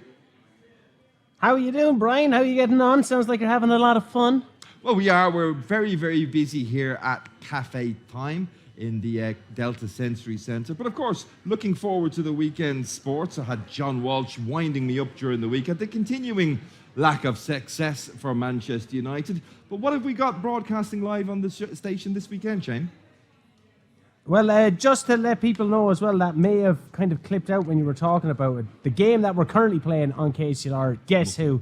The second celebrity is a British musician, and he's a songwriter. Kind of clipped out when you were talking, so I thought I needed to let people know. Third celebrity, author who was born in the USA. First celebrity, obviously, is the Irish actor, famous for his role in a period drama. He also appeared in films. Shannon Redmond giving out clues down at Callan Co-op. Now, getting ahead to the weekend, because we know that the Guess Who competition is finished today, but we got a jam-packed weekend of sports. So looking ahead at the AIB Leinster Club Senior Hurling Championship quarter-final preview, it's Carlow going up against Kilkenny in Netwatch Cullen Park. Both county champions going head-to-head. It is, of course, Mount Leinster Rangers going up against O'Loughlin Gaels.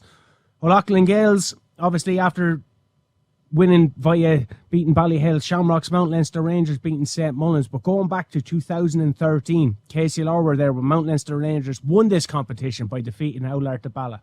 Oh my God, I've never seen anything like that, not even in the RDS with Leinster's cast. It's all over! The Mount Leinster Rangers are the Leinster champions! I told everybody! They love this one!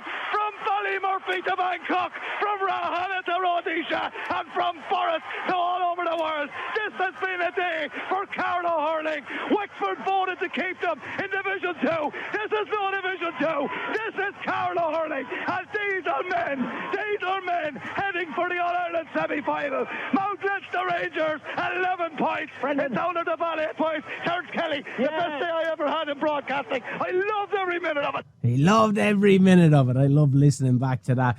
Hopefully we'll have some few moments. Obviously, being KCLR, we'll have a Kilkenny or Carlow champion. We'll have pre-match, post-match and half-time analysis coming with you with thanks to Chalk Dolman, Dan Morrissey and co sponsoring that coverage. On Saturday as well, we're going to be action-packed with games. The live one that we'll be bringing you will be the Leinster Intermediate Championship. Thomastown versus Clewbawn. We'll have full coverage from just after 1 o'clock with thanks to Thomastown Super Value. But we also have Kilkenny and Carlow in contention in the Junior Hurling Championships. You have Tullaher Ross Birkin going up against Colt Shanaho, and we have Kildavin Clonegall against Father O'Regans. Now, we caught up with Tullaher Rossbergen manager Michael Doyle ahead of the game. Here's what you had to say. It'd be foolish to not give this a lash now, and as I said, try and double your money in the next couple of weeks, because they spent so long trying to win that junior, trying to win any title. I did say them at the start of the year, if we could win junior, a cloud would lift and it might open up the opportunity to win a little bit more, and I'm hoping now, and I think they will, I think they're going to seize this opportunity. There's obviously going to be serious teams in it, but I think the way we hurled in that Kilkenny Championship, if we can slowly and steadily over the next 5 or 6 weeks gradually build up and reach that level again, it could be enough to get over the line. And we're still in the club season, but we're anticipating the inter-county season. The Walsh and O'Byrne Cup fixtures have been announced. Carlow are starting the football side of things against Kildare on Wednesday, the 3rd of January. Kilkenny versus Carlow will be meeting in the Walsh Cup, Netwatch Cullen Park, on Sunday, January 7th. Moving on to a bit of soccer news as well. We have 2 Kilkenny players that could be participating in the Airtricity Premier Division playoff tonight. You have Cork City and Waterford going head-to-head at 7:45.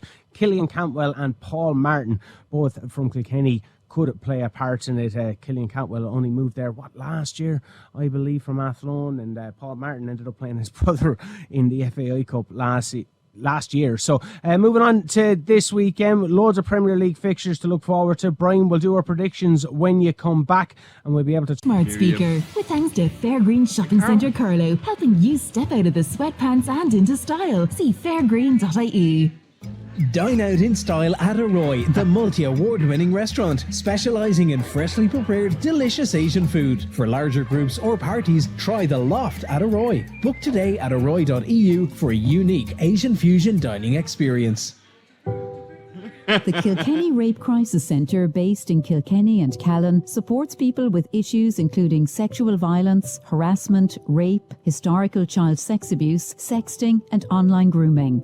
Our advocacy and support services include one-to-one counselling free of charge for any woman or man who may have been impacted by sexual violence at any time in their life.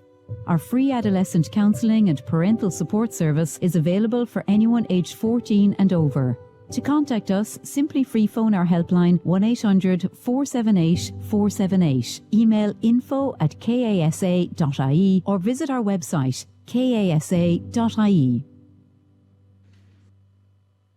Sparkling Christmas treats at Mount Wolseley Hotel Spa and Golf Resort. Breathe the crisp country air. Savour our woodland walking trail, our championship golf course, our forest playground complete with zip wire, relaxing leisure facilities and award-winning spa with exclusive indoor beach. Luxurious festive gift ideas for all. Choose a value-added voucher or book a Christmas and New Year escape. MountWolseley.ie. Your perfect gift. Santa Claus is coming to Avalon House Hotel on the 3rd, 10th and 17th of December. Enjoy a 4-course festive lunch and kids entertainment with face painting, magician and balloon modelling and our Christmas post office. Then meet Santa and Mrs. Claus in Santa's Grotto, where all the children will receive a present. Tickets are available now on Eventbrite. Just search for Avalon House Hotel.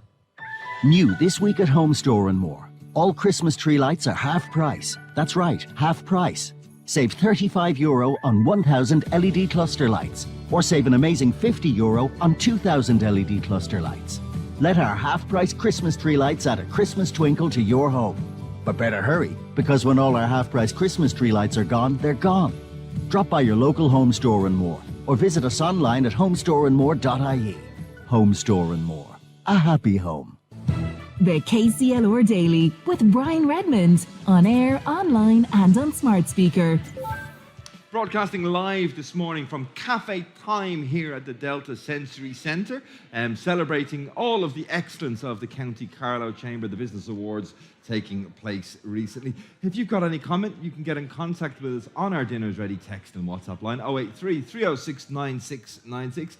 Have you visited the gardens? Did you never know about it? Perhaps do let us know. It is a fabulous location. First time I've been here in person, and absolutely well worth a visit. Thanks to Shane O'Keefe, and I'm delighted to say I managed to get more of last weekend's Premier League fixtures correctly predicted than Shane did. I can't wait to see him in person next week when we are back live in studio. But of course, celebrating business. There's so many businesses in Carlow. On Fridays, we like to look a little bit towards the worlds of health and well-being. We didn't have to look very far within the sphere of Carlow business to find three people who are very much involved in that world. Kerry Wickham from Saplings here in Carlow won the recent Health and Wellbeing Award. Miriam Doran, Care Network Ireland, won the new Emerging Business, and somebody I always spoke to on the phone quite recently, lovely to meet you in person, Caroline Davis from Caroline Breast Care Personal Services Awards. Great to have you all here with us. If I come to you first of all, Kerry, isn't it nice just to have this morning the sunshine beating across those gardens into us here in Cafe Time, just to take breath and sort of take a little bit of a chance to celebrate the success of businesses around Carlow? Yeah, absolutely. It's gorgeous. I think the weather, when the sun's shining, it brings a sense of joy into your life. Yeah. Talk to me about Saplings, Carlow. So we're a special school in Carlow. We first opened in 2007, initially by a group of parents who remortgaged their house to set up a school. So it wasn't a private school, but it kind of opened up in that precinct, and the education took over as a pilot project. And we were under the remit of the Department of Education fully in 2015, when we were fully recognised as a special school. So first and foremost, we started in 2007 in a sitting room of a bungalow house. I came on board in 2015, but each of the children that came in, there were 6 pupils originally started, and they would have had a tutor and a behaviour analyst on site. So we've grown to 30 pupils now, based here in Carlow, but we cater for children in Portlaoise, Kildare, Carlow, Kilkenny, all surrounding areas, and some kind of on the Offaly board, or some of the kids travelling 1.5 hours in a taxi, bus escorts to the school. We provide, we're very much a centre of excellence. There's 13 schools in the country, we're very much a centre of excellence and service that we provide, not just to the children, but to the families and the community. Because I suppose anything that we're trying to teach them, we're trying to teach them the skills that they can generalise out and about in their day-to-day lives. Well, Kerry, as a parent myself, I'm very much aware of the fact that almost all parents would do anything and everything to get the best for their children.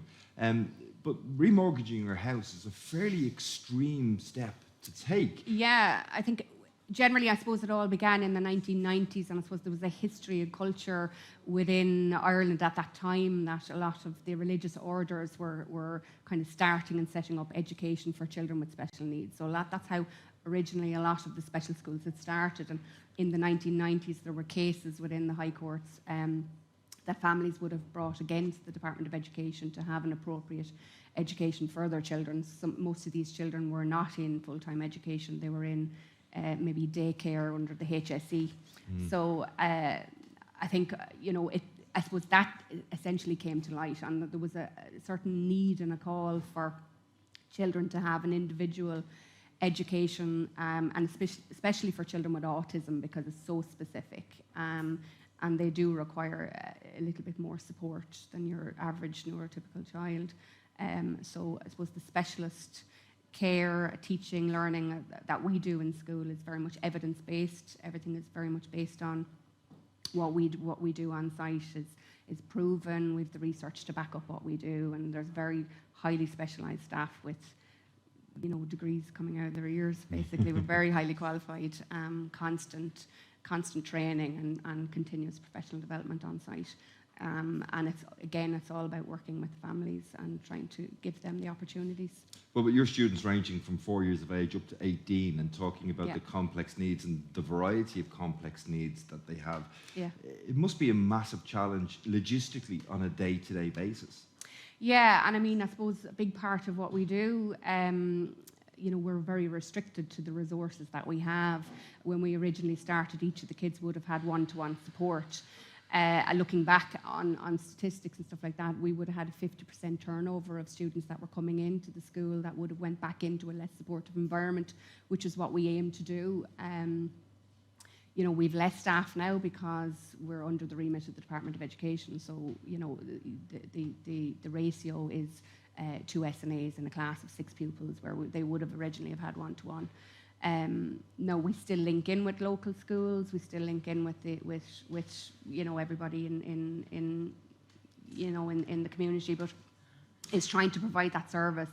And you are restricted with the resources that you're given in some respects, but and the fact that we don't have a Department of Education building, we're renting accommodation. So we are dealing with a lot of kind of things that prohibit us every day, but it's just making the best of it, really. Well, staffing obviously a huge challenge. Sourcing good quality, the correct number of the right type of staff is a huge challenge in your industry, and obviously in the healthcare industry in general. And Miriam Doran from the Care Network Ireland recently won the award for emerging business.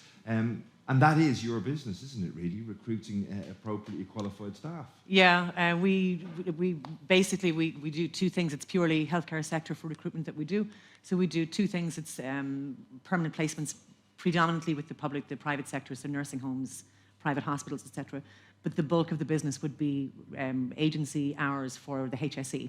So the HSE would be the main client, but then we work with many hospitals throughout the country. So you're looking at nursing staff, healthcare assistants, even admin staff, anything that the healthcare sector would need, that's what we cover. Well, if the HSE are challenged by trying to recruit the correct amount of staff, how do you manage it? I worked with a couple of agencies before. There are lots of agencies like us in the country, and I worked with 2, and I decided instead of, I found there are ways, where there's a will, there's a way, I suppose. But you can, if you're smart about it, get the right people. So instead of just hiring numbers of staff, because we have about 180, 190 field staff for people in the office. But when you see somebody sending in a CV, you know that they're leaving one place, so you know that obviously a place is going to be looking for a staff member. And then where we get our referrals for the most part, we didn't obviously at the start, but for the most part our referrals would be from either the client, which would be the hospitals, the directors of nursing, assistant directors of nursing, etc., and then the staff themselves, because we hired just for staff that actually have work, as opposed to just hiring numbers and having lots of staff. So the staff themselves are happy and do a lot of referrals for us. And Miriam, you say your business is guided by the 4 M's. What are those 4 M's? I'm going to correct that, and there was a mistake on our website. It's the 3 M's. Well, Miriam, maybe Miriam, you could be the 4th. I'll be the 4th M, or the last one. Well, basically, it's managing, monitoring, and supporting our staff. So instead of just hiring lots and lots of people that you don't know, we build relationships with them. So we make sure that our relationship with each staff member, we can actually know where they want to go, where they excel, where they kind of want to retrain into certain areas. So we'll place them into certain hospitals and certain wards in a place that actually suits them. We'll manage them with the hospital, and we'll have meetings with the hospital from time to time to go in and see that everything is working well for both the staff member and for the client. So if they're saying, well, they're working in palliative care, for instance, but they're better suited, maybe not in a dementia ward, they might be better in some other ward. So we'll manage them as they work with us. Yeah, it's definitely challenging, but I mean, obviously the need to provide staff into those healthcare settings is key. I mean, without the right amount of staff, we can't provide those services that everybody needs. No, we can't. I mean, it's a challenge every day that we have. And even if you do have the staff you're dealing with, when you get larger numbers of staff you're dealing with, illness or leaving the country or all the things that have always happened. So like, and it's not going to change, or people retiring. So constantly I'll get up in the middle of the night, and the first thing I'll do is look at my phone to see who's called in sick, who's doing this. So with the challenge of not having staff in the first place, then you're also dealing with a lot of things that are out of your control. So you're constantly managed. It's a 24/7 job. I heard Minister for Health Stephen Donnelly talking the other day about the opportunity to recruit GPs. He was talking about specifically from outside, foreign trained GPs, and bring them into Ireland to help the shortage in the GP sector. But I think on a larger side of things, how big a problem do you think it is for the HSE that so many of our own trained people are choosing to go abroad to practice? Well, I mean, it's a huge problem, but I also think that, like, when I was in my younger days, the first thing I wanted to do was get on a plane and be gone, because it's a part of life. But and it's also a huge education. So I would never think, deter people in that sense of just human growth. But also to get people to come back to this country or to make them not leave, we've got other issues besides just having the staff in the country. We also have housing issues, and there's lots of other things you could talk to in that kind of circle. But to keep people from going, it's extremely difficult. I think there's a pay issue with the HSE. There's just so many things that people aren't happy with working with the HSE, which is why agency works a lot better, because it gives people the flexibility where they can, like in cases like we're working with saplings, where people need to be home, need to work with their children more. It gives them more flexibility. So there's always going to be a problem. There's lots of different solutions, but they won't always work.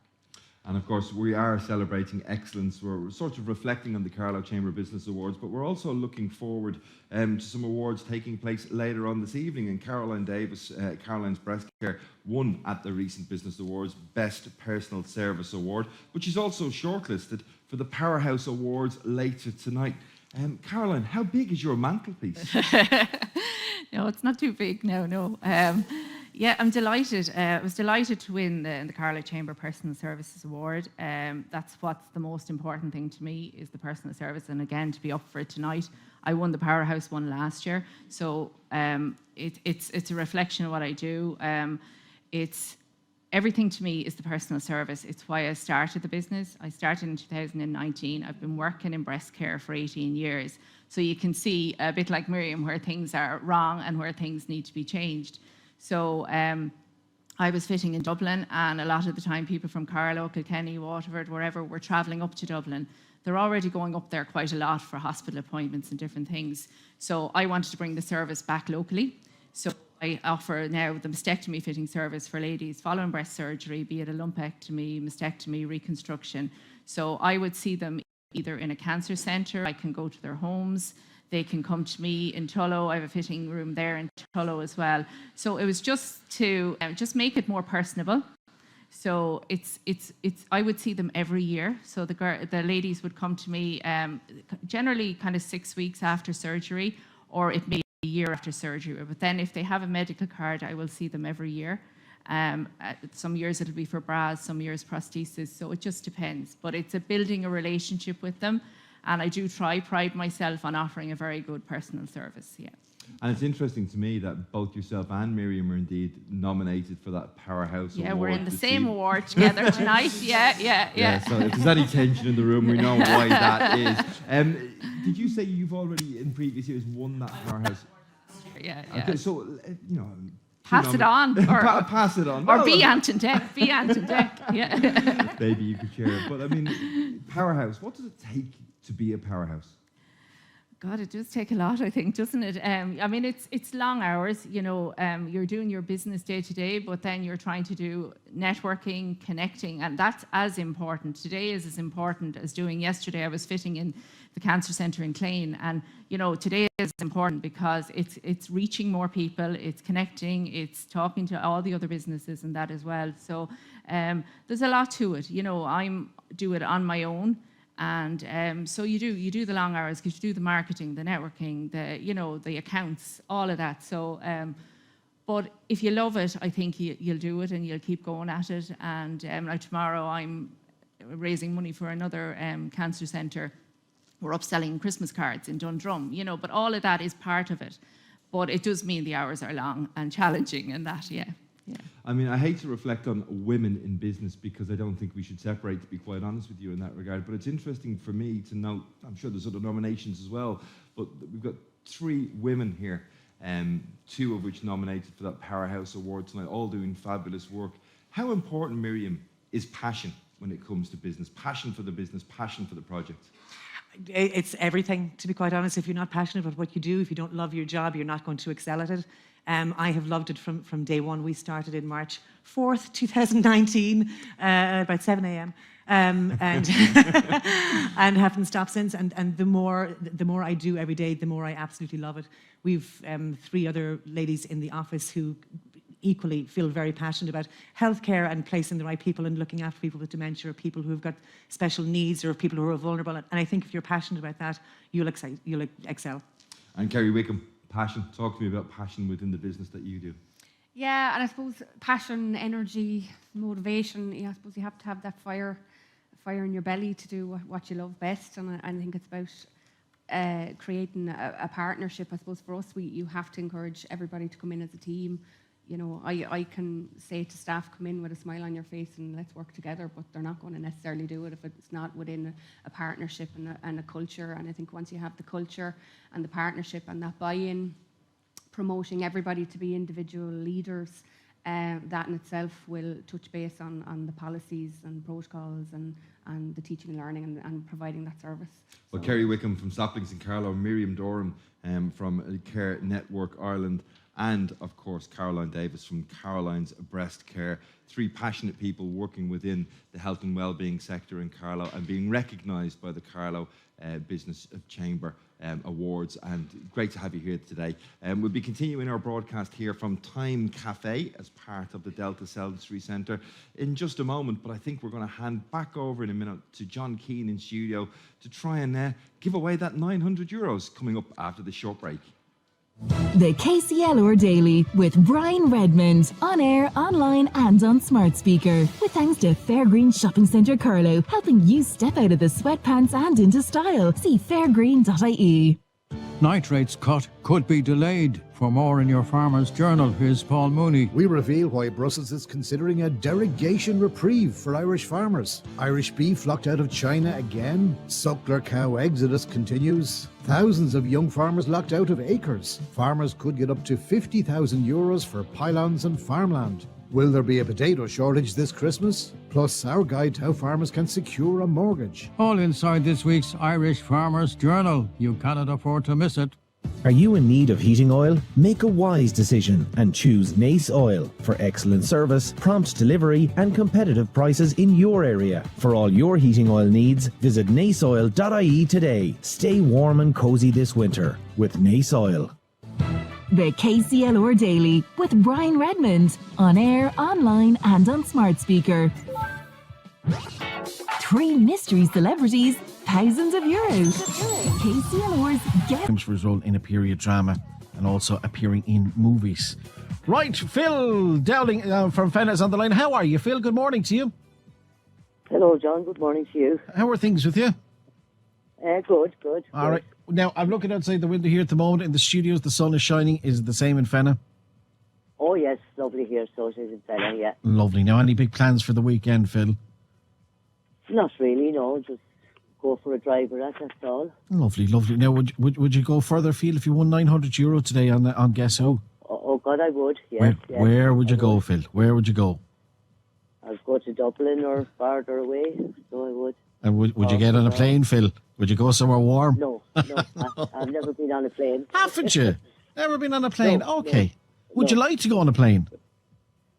No, a boat, I think, rather than a plane. Ah, well, fair enough. Whatever suits you the best anyway. But listen, €900 could be all yours. I'm going to give you the clues one by one and let me know what you think the answers are, all right? Okay, no problem. All right, very best luck to you, Phil. Here we go. Our first celebrity is an Irish actor famous for his role in a period drama, but also appeared in movies and is from Killiney, born in Killiney. Who do you think number 1 is? Alan Leach. You're going for Alan Leach. Okay, all right, let me pop that down there. Our second celebrity is a British musician and a songwriter. Billy Idol. Billy Idol.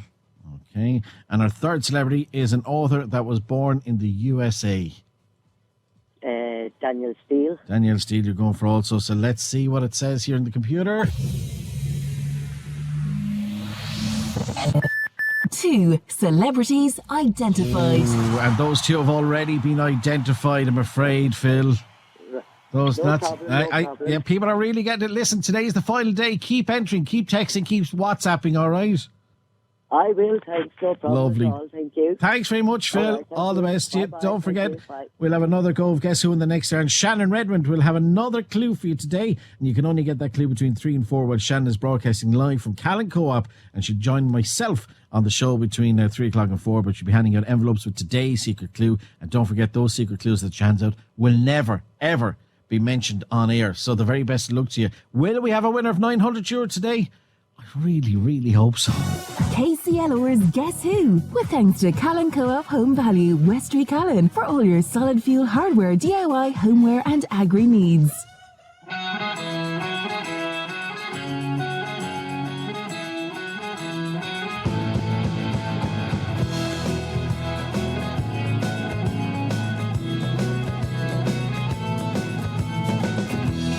After all, I really love you. After all that we've been through,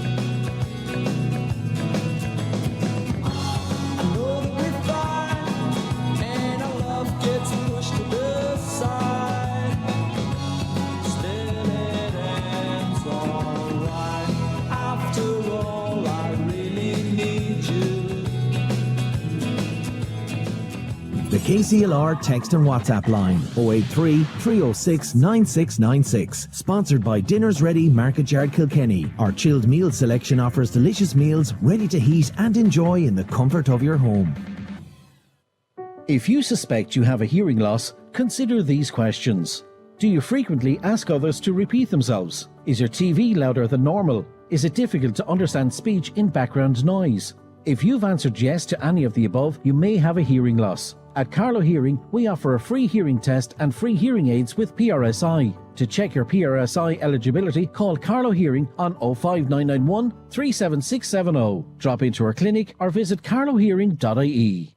Santa Claus is coming to Avalon House Hotel on the 3rd, 10th and 17th of December. Enjoy a 4-course festive lunch and kids entertainment with face painting, magician and balloon modelling and our Christmas post office. Then meet Santa and Mrs. Claus in Santa's Grotto, where all the children will receive a present. Tickets are available now on Eventbrite. Just search for Avalon House Hotel. Hi, Teresa here from Furniture and Design, Bagnallstown. From dining to bedroom furniture, leather to fabric suites, and occasional furniture to accessories, our qualified interior designers will advise you. With 12,000 square feet of furniture and accessories, plus weekly offers, pop in today. We're 15 minutes from Carlow and just off the N10 from Kilkenny. Furniture and Design, Bagnallstown. #1 in the southeast because our customers tell us so. See furnitureanddesign.ie. More than just a furniture store. Santa's Magical Village is coming to Castlecomer Discovery Park November 15th to December 23rd. Meet Santa Claus and his elves and get in the Christmas spirit in the wonderful surroundings of the Craft Yard. Book now for a Christmas to remember. Tickets available on eventbrite.ie. Just search for Santa's Magical Village and find us on social media too. Santa's Magical Village. Ho, ho, ho, ho, ho. It's almost 12 o'clock. Time to get your brakes checked at Phillip Ireland Tyres, Killeen Hill. We replace tyres, light bulbs and wipers. Phillip Ireland Tyres, Killeen Hill. Find us on Facebook. The KCLR Daily with Brian Redmond. On air, online and on smart speaker.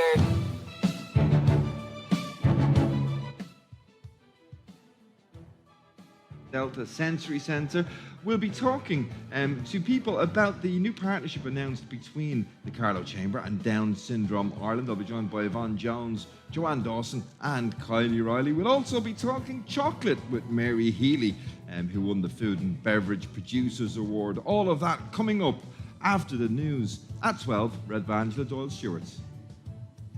Thanks, Brian, and good afternoon. Coming up on your main lunchtime news, the hunt is on for 2 men believed to have been involved in an arson attack on a business premises in Carlow Town. It happened overnight.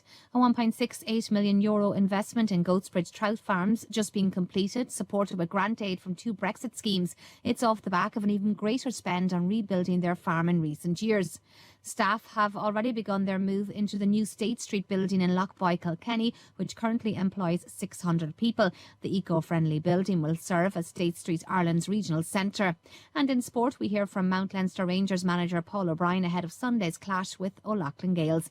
Tune into our main lunchtime news for these stories and more, all coming up at 1 o'clock.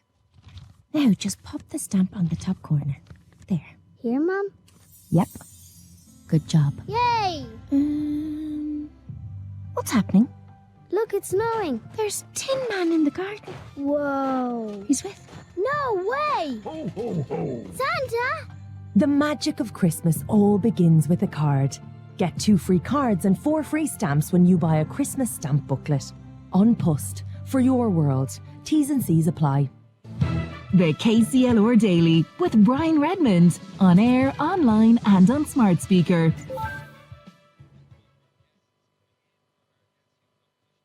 Enter. You can guess live on air with John Keane a little bit later on. Just send the words "Guess Who" along with your own name, of course, to 083 306 9696. That's our Dinner's Ready text and WhatsApp line. If you wanted to check out what's happening here at Cafe Time, it's broadcasting live on the Carlow Chamber website. You can check and find the link there, or just stay with us here on the radio, where we'll continue to tell you all of the things that are going on here this morning. But one of the things that happened recently at those Carlow Chamber of Business Awards was that County Carlow Chamber announced a partnership with Down Syndrome Ireland at those awards, naming DSI as a charity partner. I'm joined by Joanne Dawson, Kylie Riley, and firstly, Yvonne Jones, board member of County Carlow Chamber. Yvonne, thank you very much for joining us this morning. Tell us about the decision to announce that partnership with DSI. Thanks, Brian. I suppose for a number of years, the County Carlow Chamber, we pick a charity member of the year every year. It's a local charity that we work with. In the past, it has been Carlow Special Olympics, it's been AISH and several others. We were on the lookout, I suppose, for a new charity partner to work with. I suppose this is coming off the back of great work that's been done out in MSD. I worked with MSD for 13 years up to June this year, and 2 positions were made, employment positions for people with Down syndrome out there earlier in the year. They were recruited, and a shout out to Julia O'Keefe from MSD, who's doing fantastic work in this area. There was a lot of paperwork and a lot of background work to get it going, but it's going now. There's 2 people working out there, and they're having a fantastic experience, one in IT, and the other guy is working in stores, and they're really enjoying their employment out there. And I suppose it's really important. We talk about diversity and inclusion a lot, and it's really important that that's real and meaningful. And having employment opportunities can mean a huge amount to someone with Down syndrome. And I suppose the beauty of it with the Chamber, we've over 200 business members throughout the county. I have been on the board of the Chamber for 18 years, and one thing I do know is that businesses can, when they come together to put their shoulders to the wheel and do something, that they will do it and they'll make it happen. And we're committed in the Chamber to trying to get our members on board to make employment opportunities happen for people with Down syndrome in our community. Well, Joanne Dawson is the Employment Officer with Down Syndrome Ireland. It's always nice to have a charity partnership with any organisation, but talk to me about the extra benefits that having that partnership with a business organisation brings. Yeah, absolutely. Firstly, thank you, Brian, for having us here today. I think it's fantastic to have that partnership with the Chamber of Commerce. It's our first partnership. We are a national programme, and it's our first one with the Chamber of Commerce across the country. So it's wonderful, because I think it's going to open up more avenues, I think, for connections with employers in Carlow. Getting them to know about the programme and that as well. So it's a wonderful partnership that we have developed with the Chamber of Commerce.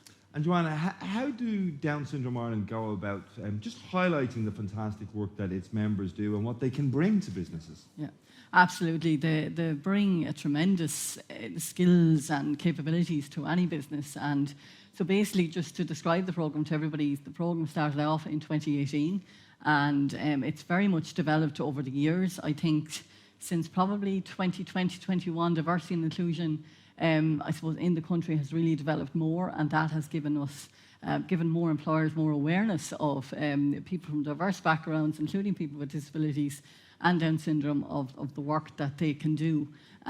So basically, what we do is we work with companies. We would go out and meet the companies. We have a lot of companies now that are actually coming directly now to us as a result, I suppose, of the promotion that we do, and links like Carlow Chamber of Commerce, and indeed, the opening up of diversity and inclusion as well. So we would reach out then, they'd reach out to us, and then we'd then meet up with them and come up with a job for a person with Down syndrome. We advertise out that on our database in the local area. So if it's Carlow, we'd link it in with our local Carlow branch on our own database, and that as well, and through the likes of course, Delta Centre here and Beam and Cardia Centre in Tullow as well. So. Yvonne, just come back to you. I mean, recruitment is obviously a big challenge for all businesses at the moment. Do you think business owners have more education to go through to understand what people with Down syndrome can offer to their businesses? Business owners can be very busy in their day-to-day business, and we talked to one business owner recently. He's been thinking about doing this for a while. He didn't know how to get involved. He didn't know what would need to happen. And the beauty of us coming together and collaborating as a chamber is we can all learn together. The resources provided by Down Syndrome Ireland are fantastic, and we can give people the information that they need to come on board. What are the things to watch out for? What are the supports that will be needed? And it's just fantastic that you can integrate into the businesses, you know. And we're also joined by Kylie Riley. Good afternoon, Kylie. How are you? Good. Listen, Kylie, tell me, where do you work? I work in Beck's Errors in Carlow. And what do you do every day? What's your job? Meeting, greeting people, shredding and cleaning glasses, money, team, meeting and greeting people. And what do you like most about going to work every day? Money and team. Oh, yes. It's all about the money. Yeah. Kylie, great to talk to you. Trevor from the Delta Sensory Centre is also here. Trevor, obviously staffing the centre is a huge challenge. Introduce me to some of the staff members that you've got working here. Well, we're not just staffing members here. We have two stalwarts here. Brian, I'd like to introduce you to two stalwarts and characters in Delta Centre. And like Yvonne and Joanne mentioned, John has been working for many, many years in Carlow County Council, and very well known down in the council offices here, down on the Athy Road.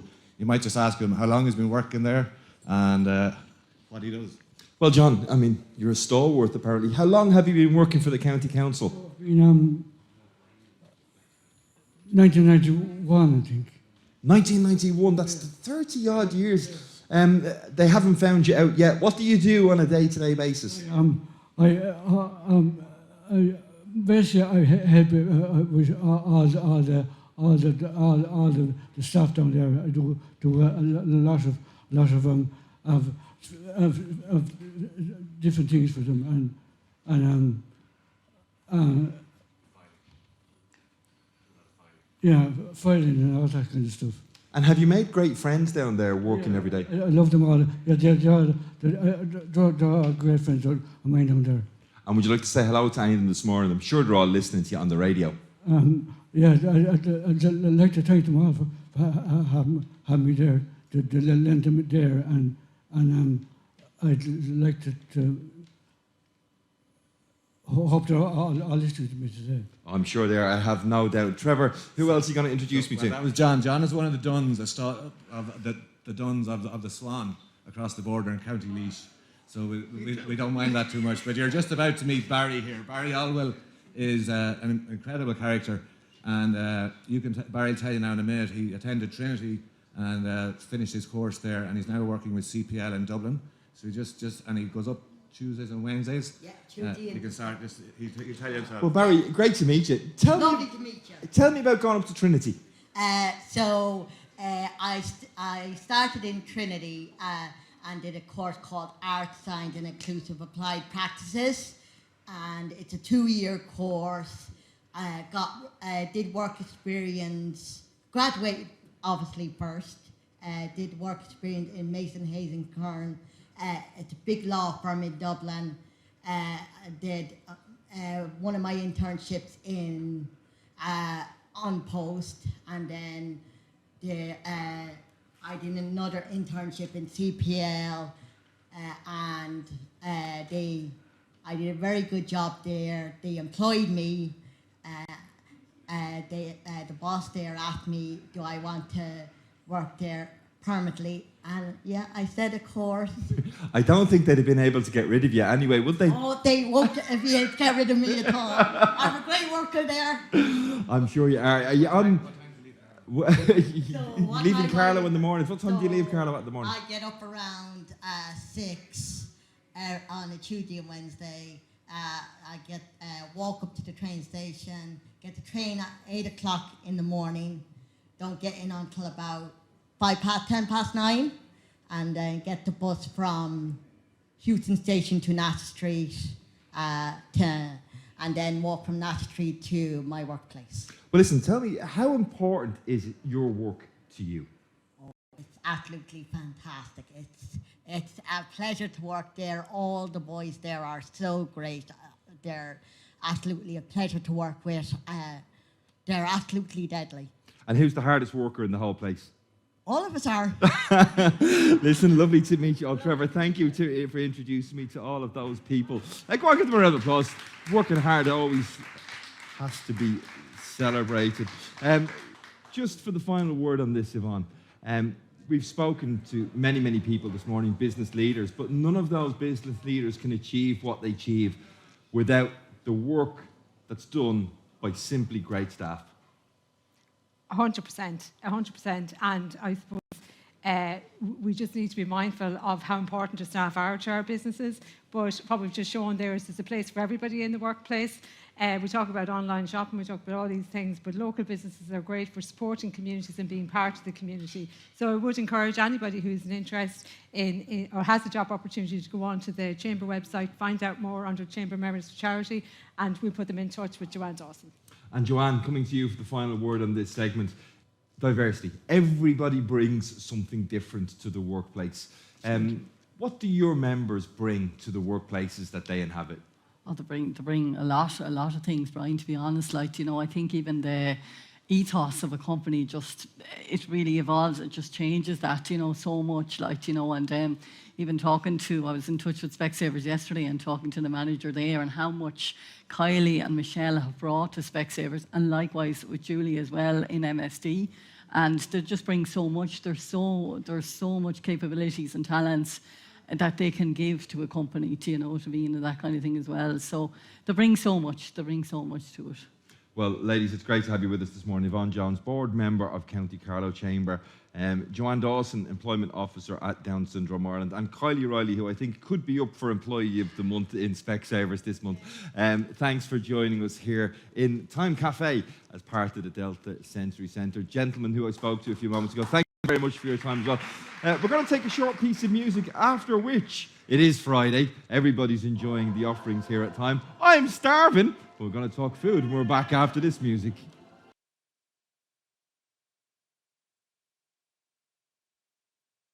Themed panel today, because joining me for this week's Friday panel, we've got Mary Healy, the Chocolate Garden of Ireland and winner of the Food and Beverage Producers Award at the recent Carlow Chamber of Business Awards.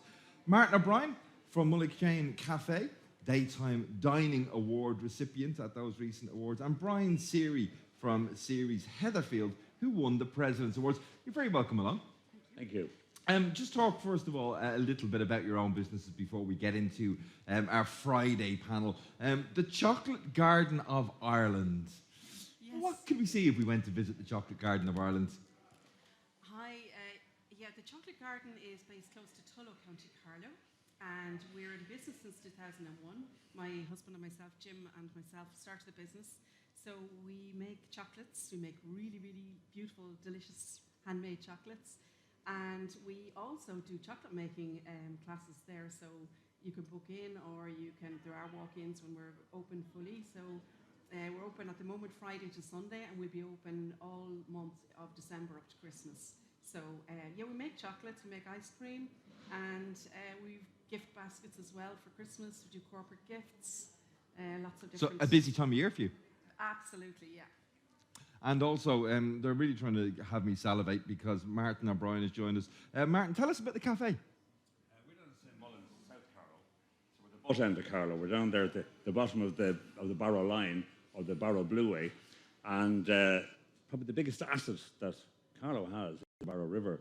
And between ourselves now and Graiguenamanagh, we have a real hub down there in that we have restaurants, cycling, caravan parking in Graignamanagh. But our business is we're right on the river, so we've tables right on the river Barrow, and we can seat about 120 people inside and out. We've 30 staff working there, and myself and my wife set it up. We renovated an old building. It was part of the Odlum's Mills, and we started renovating in 1999 and opened as a coffee shop stroke restaurant in 2015. Not 2015, sorry, 15 years ago. And my wife is a baking lady and a great admirer of yours, Brian. Oh, thank you very much. I have to sit and watch bloody dancing because of you. But we do all our home baking. We've, 4 mature ladies who are the backbone of the kitchen. And then we've got 26 girls college students mainly, work with us. So it's a great source of employment for youngsters. Probably the biggest lack for kids today is summer work, someplace to work in the summertime. When we were growing up, we always had jobs. We always, whether it was picking spuds or working in the Green Isle Hotel in Clondalkin or whatever, we always had something. But there's very little there now for college students, and we make it our business to employ as many as we can from the local area. But it's the Barrow River is a gem of Carlow, and we've capitalised on that. Graignamanagh has capitalised on it. But the rest of the Barrow all the way up, Gore's Bridge of a lovely restaurant there, but there's very little. We haven't utilised the Barrow River at all. It's really, the main business is from Clashganny down to us, which is canoeing. There's 3 canoe companies. There's bike hire. There's 3 coffee shops. There's one in Gore's Bridge in Graignamanagh and ourselves. And we do a tremendous business. Okay, it's weather dependent. But the Mullican Cafe, for the winter time, we closed down then at the end of October, and we have the Mullican Biog. That's the takeaway. We called it the Far Side up to this year, but our granddaughter and sister should be the Mullican Biog. Nice little ring to it. The little Mullican. What was interesting about it was when we called it the Far Side, people were going over to the other place because their loyalty. Who's this person who opened up beside them after all the work they put in? So we said, no, she was right. Call it the Mullican Biog. But no, good year. We're doing well. Great to see you. And our third and final Friday panellist for today, Brian Seary from Seary's Heatherfield. You won the President's Award. That's a huge achievement at the Carlow Chamber Business Awards. Yeah, we were absolutely delighted to be acknowledged with that particular award. It was really, really special to us. So, and producing high-quality cakes and award-winning Christmas puddings for 34 years. Yeah, there you go. Talk to us about the range of cakes. I suppose our category is broken into 3. So fruit cakes, and that's where we started out in 1989, and we're still producing some of those cakes to those recipes today. Steamed puddings, so this is everything from a traditional Christmas pudding to something a bit more modern, like a salted caramel or a chocolate. Oh. And Madeira cakes, so this is everything else. So a chocolate cake, a carrot cake, a lemon cake. So we're essentially a private label supplier, so we supply our products to the big retailers in this country, in the UK and on the continent, primarily under their labels. So our name doesn't generally appear on the pack. If I just come back for a moment, to Mary, we heard Martin there talking about the river, and the connection to the river for his business. There's a strong connection right across the island of Ireland, and it's growing, between tourism, day trips, and food. It's a big part of your business also. Absolutely, and I think we were probably ahead of the curve in some respects in generating a food experience where people could engage with a product and try out making it, find out how it's made. So we host workshops, scheduled workshops, and we do a demo and show how the chocolates are made. We show where cocoa comes from and how it's grown, how it's harvested. So we're giving you an appreciation of all the work that goes in and the quality and the importance of sustainability and ethical production of cocoa. So these are things that are very important to us. We've put solar panels, we've covered our roof with solar panels, and we're part of Origin Green. So we give a demo on how the chocolates are made, and then people get to make their own chocolate figure, and they get to take the mould home as well as the figure they make. And they also get to try various samples of different grades of chocolate. Yeah, it's fantastic. We've been talking all the good things of Carlow business over the last couple of hours. Martin, what challenges do you think lie ahead for businesses of all different backgrounds into the next 12, 18 months? Costs. With us now, we're going from 9% VAT to 13.5%. The basic wage has gone up. To a degree, what's happening is businesses like ours, food business, are being driven towards self-service. We're being driven almost towards saying, how can you reduce staff? Which is exactly what you don't want to do. The service, we've gone to places now where you've kind of a canteen service. Don't like it. Where we are, one of the young girls comes over, they're pleasant, they take your order, they make you feel welcome, they know something about the area, all of these things. And that's what our business is. So I think the challenges is managing those costs. Small towns are closing down. I think if somebody gave you a shop now and said you can have it for nothing, no rent, what would you sell? What money would you make? Who would you sell it to? Yes, because everything's gone to the periphery of the villages and towns. So I think it's a case of managing your costs. The tourism is there. Irish people do spend. Ireland has to, in the tourism point of view, develop things like camper van sites. They should be in every village. There's too many surveys and too many waste of money by Ireland in our tourism, where if they just gave money to small places and small businesses, like on the river, and cut your surveys, cut your waste of money. Like we have, down beside us, we have a sign for Ireland's Ancient East, stuck behind a toilet wall, because the OPW didn't want it in one place and somebody else didn't want it there. And you kind of go, stop it. We need a Mussolini here. We've got to stop the waste of money within our tourist business. Fáilte Ireland, I'll say nothing about them. Okay, just we'll go back to that now, which is getting controversial. Brian Seary, I mean, we heard Martin talking about the importance of staff. How many staff do Seary's Heatherfields employ, and how important are they to you? We've got 60 staff between our two sites in Tinryland and Graiguecullen, and they are the absolute backbone of what we do. We've got some absolutely fantastic people, some who've been with the company for well over 20 years, and we couldn't do what we do without them. In the days of remote working, we can't make a cake remotely, so we're heavily reliant on our staff, and we've got a very diverse workforce from all sorts of different countries. So it's vital, anyway, to answer your question. And Mary Healy, I mean, from the Chocolate Garden of Ireland, these awards are passed on to businesses, but how much are they celebrated by all of the staff members? We had a coffee and cake party the morning after the awards ceremony. So yeah, we absolutely treasure our staff, and they regularly get coffee, and they regularly demand coffee whenever the cafe is open. So yeah, absolutely. They, as Brian said, they are the backbone of any business, and we train in-house generally in skills. It's rare that you get somebody who is a qualified chocolatier banging your door down looking for a job. So we also like to play to the strengths of people. So like people who are creative or artistic or whatever talents they have, we try and give them the opportunity to develop, and we've all sorts of different skills come to the fore that like we had one girl working in production and she wound up in the office because she had computer skills. And it's great when you find those little gems. Absolutely. And she grew up in Poland, so she had Polish skills, so that was really, really useful. And then we've other people who, like, before they came in, they never wrote on a chocolate bar or designed anything, and all of a sudden they have a piping bag in their hand and they're doing fabulous work. So it's great to build that skills within your team. More talents in the staff than maybe we realise. Well, Mary Healy from the Chocolate Garden of Ireland, winner of the Food and Beverages Producers Awards, Martin O'Brien from Mullicon Cafe, Daytime Dining Award, and last, of course, but not least, Brian Seary from Seary's Heatherfields. Thank you very much for joining us today here, celebrating all things business as part of the County Carlow Chamber Business Awards. Celebrating excellence today, we'll be talking after this song to some more of those people who have been nominated for those Powerhouse Awards. Stay right with us.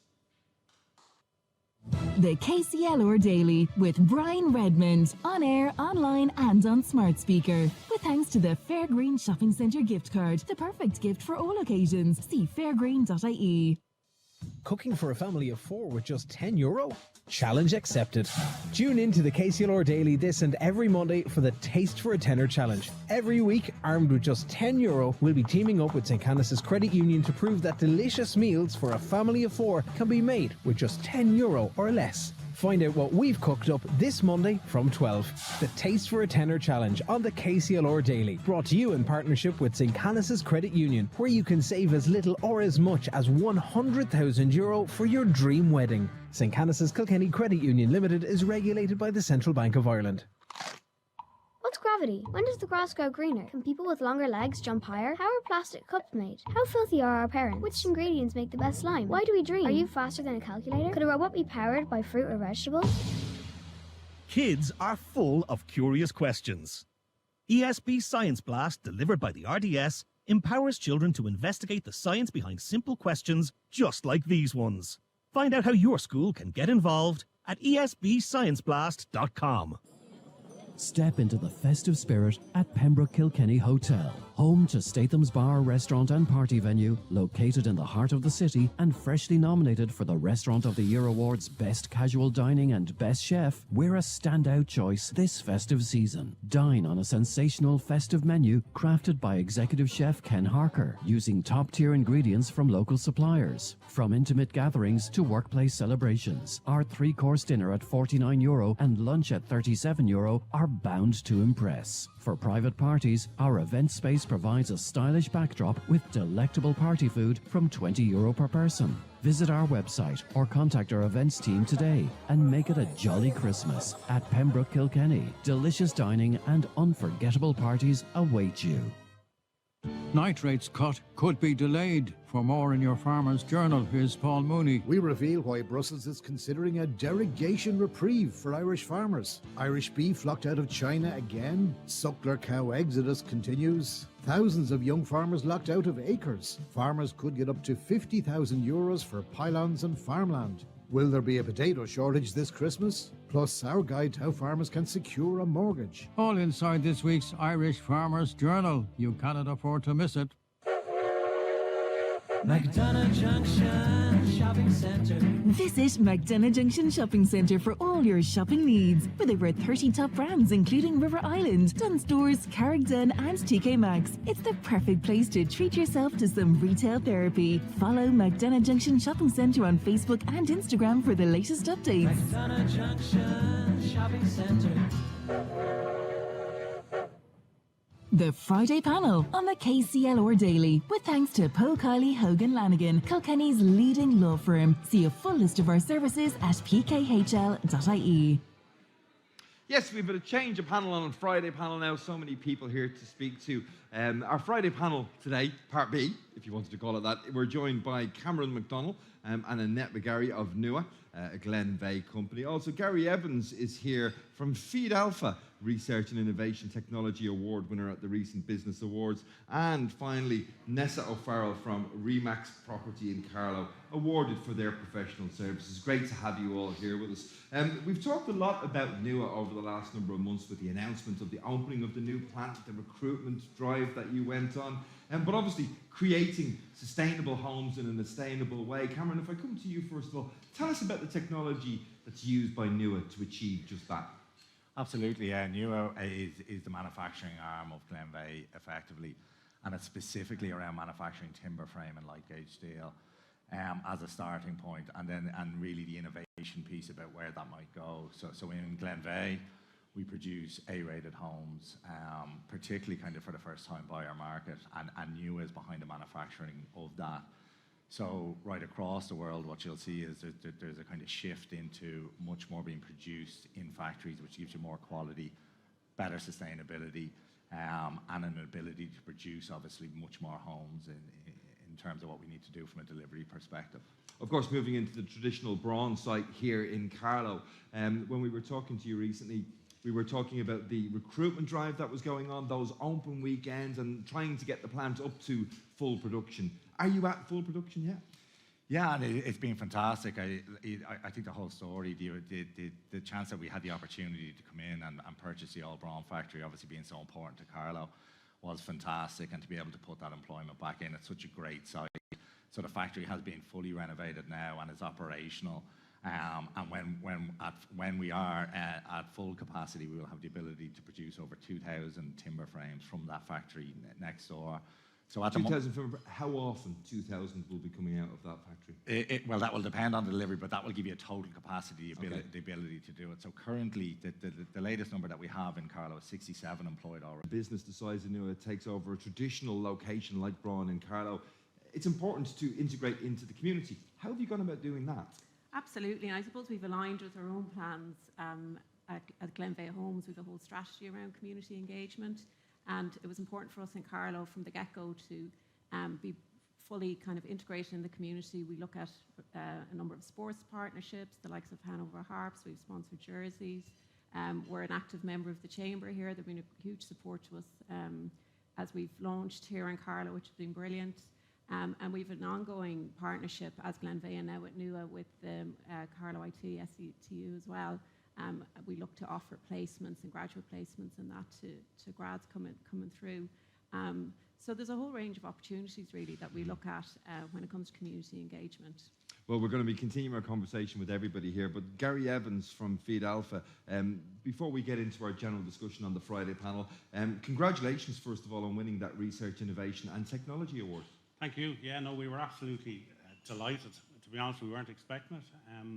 We're doing a lot of innovative work at the moment in research on developing our platform in I suppose, because of AI and the way that's steamrolling down the road. So everything is changing to suit and to help our customers implement AI in their business.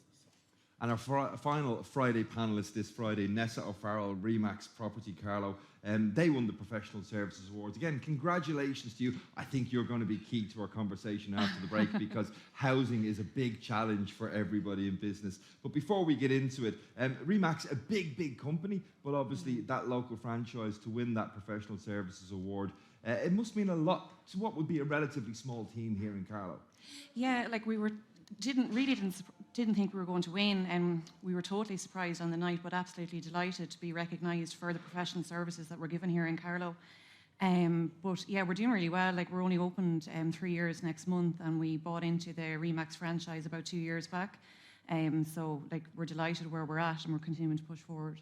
Well, I'm delighted to have all four of you here joining us on our Friday panel. The conversation will continue in just a moment, but I also wanted to make everybody at home listening aware of the fact that we've teamed up this week with Vodafone, who are promoting their High Digital initiative, following a lot of conversation in recent days about different digital scams. Why not try and educate yourself a little bit more? Because High Digital is an online skills program for older people over the age of 65, developed by Vodafone Ireland Foundation in partnership with Alone. The training is available online and or via in-person classes, and all you have to do to get involved is go to highdigital.ie or call 1800 20 30 30 for more information.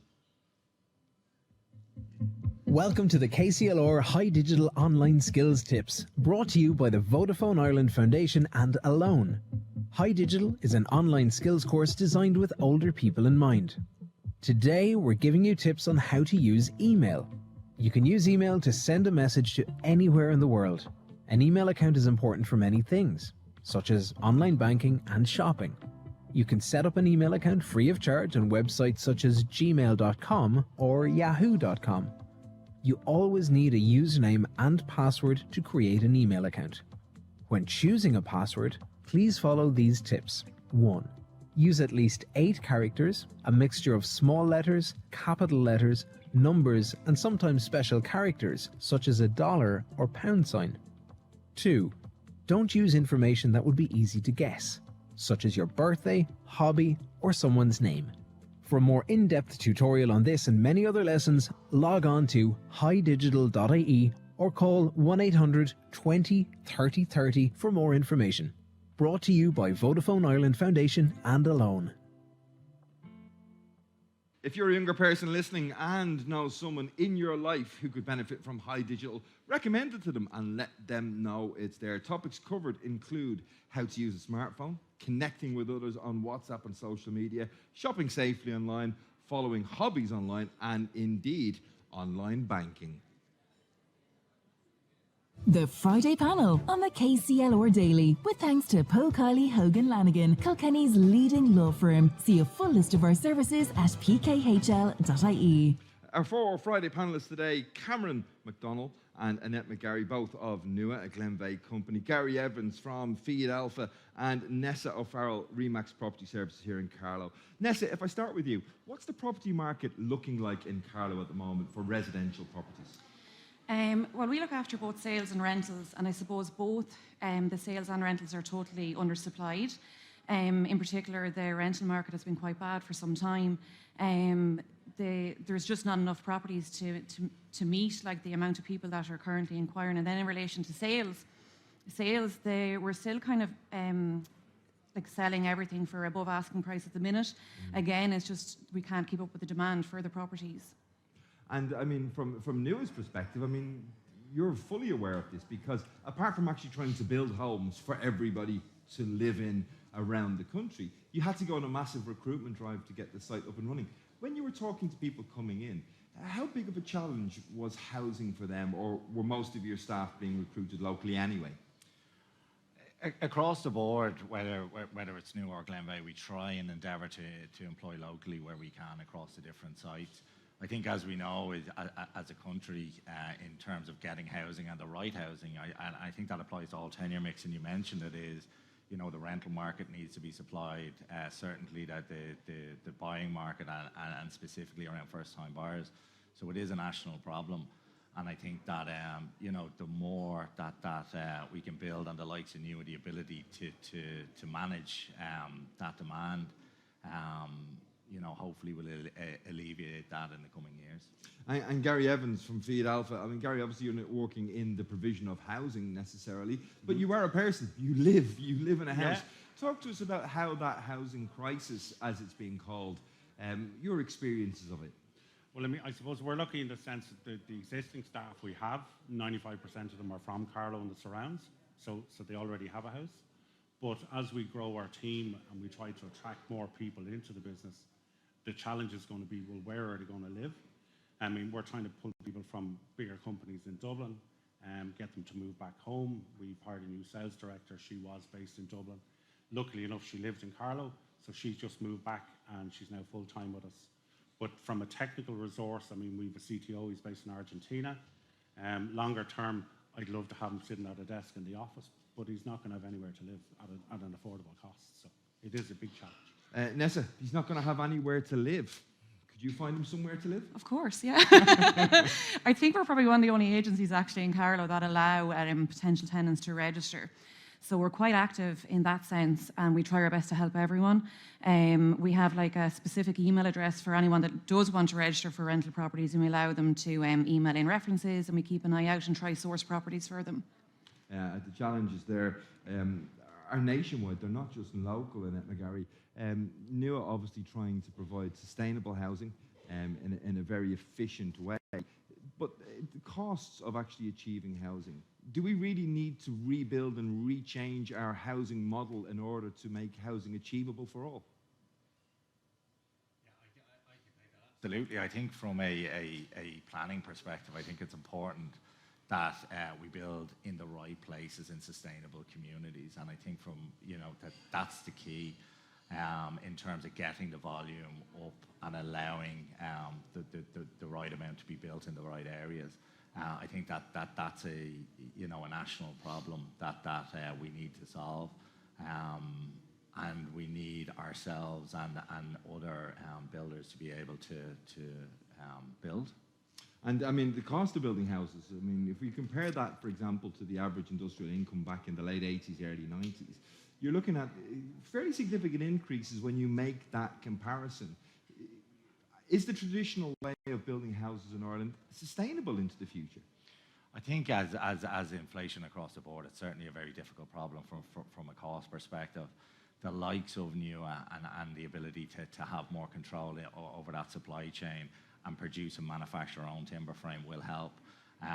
And the more we're able to do that, will ultimately make, you know, at scale, will make it more affordable to produce. which invariably should be more affordable for buyers. Nessa, talk to me about new builds coming on stream in Carlow. Are you aware of many developments happening? What does the future over the next 18 months to 2 years look like?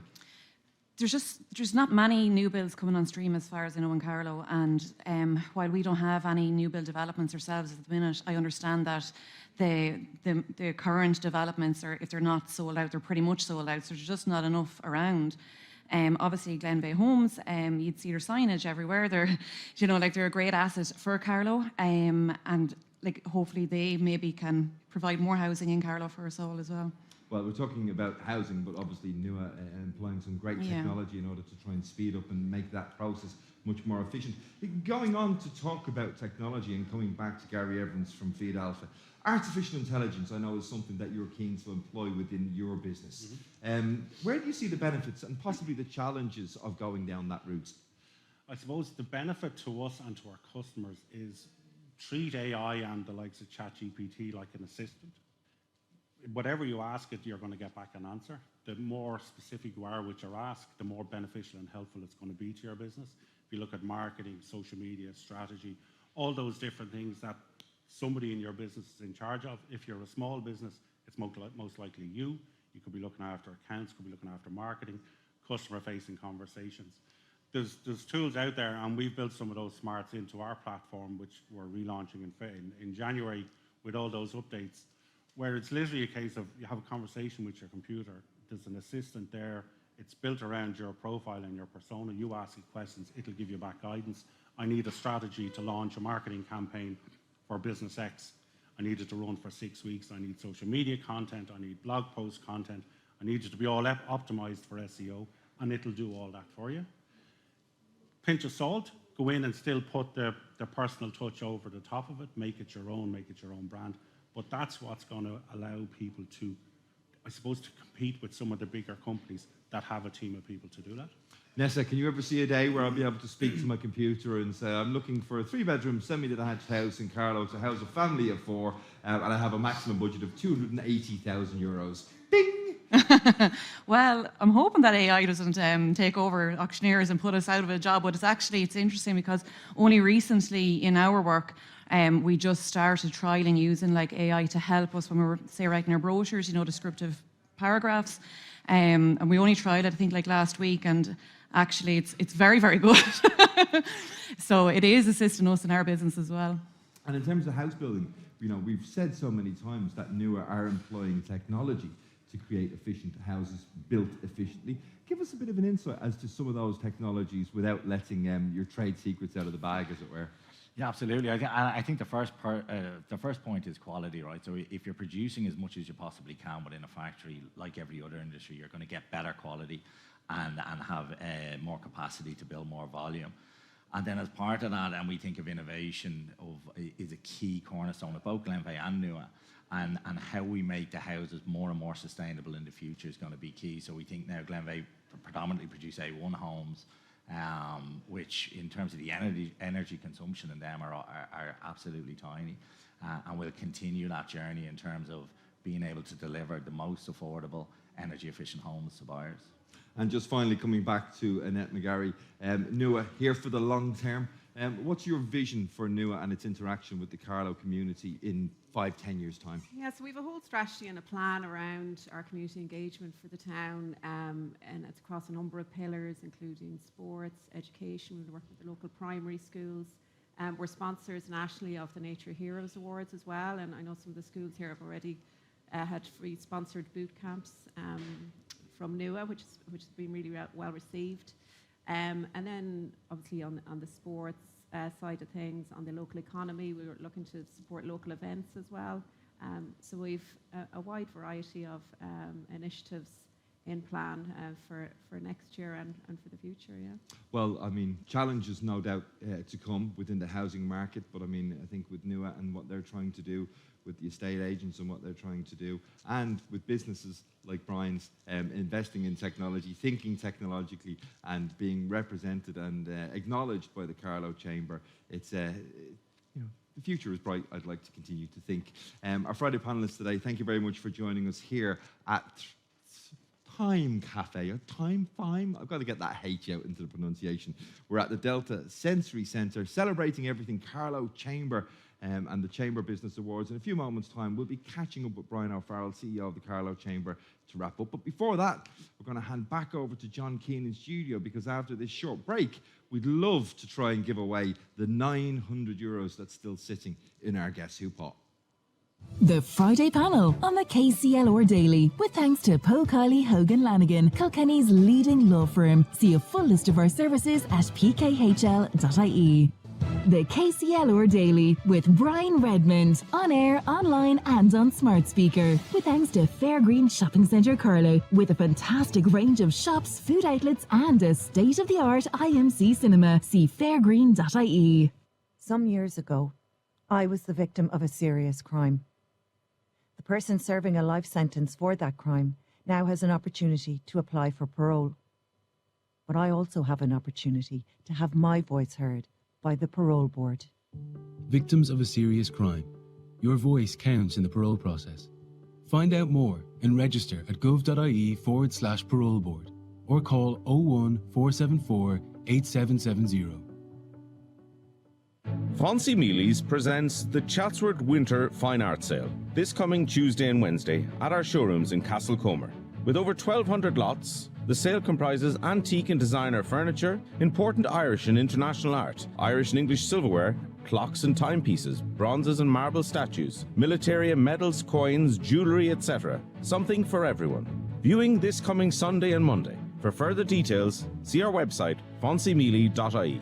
Be valued at Fancy Mealies. The Kilkenny Rape Crisis Centre, based in Kilkenny and Callan, supports people with issues including sexual violence, harassment, rape, historical child sex abuse, sexting and online grooming. Our advocacy and support services include one-to-one counselling free of charge for any woman or man who may have been impacted by sexual violence at any time in their life. Our free adolescent counselling and parental support service is available for anyone aged 14 and over. To contact us, simply free phone our helpline 1-800-478-478, email info@kasa.ie or visit our website kasa.ie. Hello everyone, Sean Swan, Swan's electrical expert Carlow here. It's hard to believe it's only a little over 6 weeks to Christmas. But never fear, we are here with some great November Black Banner sale items. Great offers on LG televisions, 43-inch smart television only €379, LG 50-inch smart television only €399, LG 55-inch smart television only €449, LG 65-inch smart television only €649, LG 75-inch smart television only €899, and a massive LG 86-inch television only €1,499. All smart and Wi-Fi with dual tuner. At Swan's Electrical Superstore, Strawhall, Carlow, where quality counts. The KCLR Daily with Brian Redmond, on air, online and on smart speaker. Before we do anything, let's get all set for this, because it is time to go to the phones and do this. 3 mystery celebrities, thousands of euros. KCLR's Guess Who? Who do you think they are? Now we got the €900 in the pot to be won today. Will we give it away? All you have to do is identify our 3 mystery celebrities. The celebrities are as follows. The clues: celebrity number 1, a Kilkenny-born actor, most famous for TV work and also appeared in movies and in period drama as well. Well known for that. Second celebrity is a British musician and is a songwriter. And our third celebrity is an author that was born in the USA. So let's go to the phone lines. And Sinead Murray is in Kilkenny. Sinead, good afternoon to you. How are you today? Hi, John. Good, thanks. Now, Sinead, listen.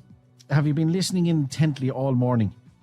We have. You have, okay. Do you have a plan of action?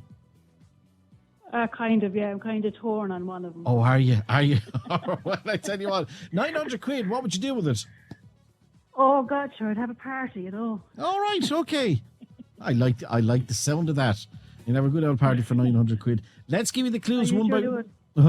Yeah, let's give you the clues one by one, and we'll see how you get on. And I wish you the very best of luck. Okay. Grand, thanks. Yeah. All right, here we go then. Sinead Murray in Kilkenny. Our first celebrity is an Irish actor, famous for his role in a period drama, also appeared in movies, and is born in Killiney. Was born in Killiney. Who do you think that is? Alan Leach. Alan Leach, you're going for. Okay. Clue number 2. Our second celebrity is a British musician and is a songwriter. Andrew Lloyd Webber. Andrew Lloyd Webber. Okay. And our third celebrity is an author that was born in the USA. Danielle Steele. Danielle Steele, you're going for. Let's wish you the best luck and do this. 2 celebrities identified. 2 already identified. Oh, there's one missing link. You can guess again. You can try again. I can't give you my other 2, no. Can't. Oh, God, no, don't do that. You can try and enter again, though. That's what you can try and do. I know. Listen, Sinead, thanks very much for taking the phone call. Not a bother. All right. All Thanks the a million. best to you. Bye, bye, bye. There you go. That's Sinead Murray listening into us in Kilkenny. Another round on the way for you with myself just after the news at 1 o'clock when we kick into the show. But for the meantime, though, keep your guesses coming in. Text the word Guess Who along with your name and details to 083 306 9696. And we wish you the best of luck. You have all the clues. Get in touch with us very shortly because I'll be making another call in the next hour right here on KCLR. KCLR's Guess Who? With thanks to Callan Co-op Home Value, Westry Callan, for all your solid fuel hardware, DIY, homeware and agri needs.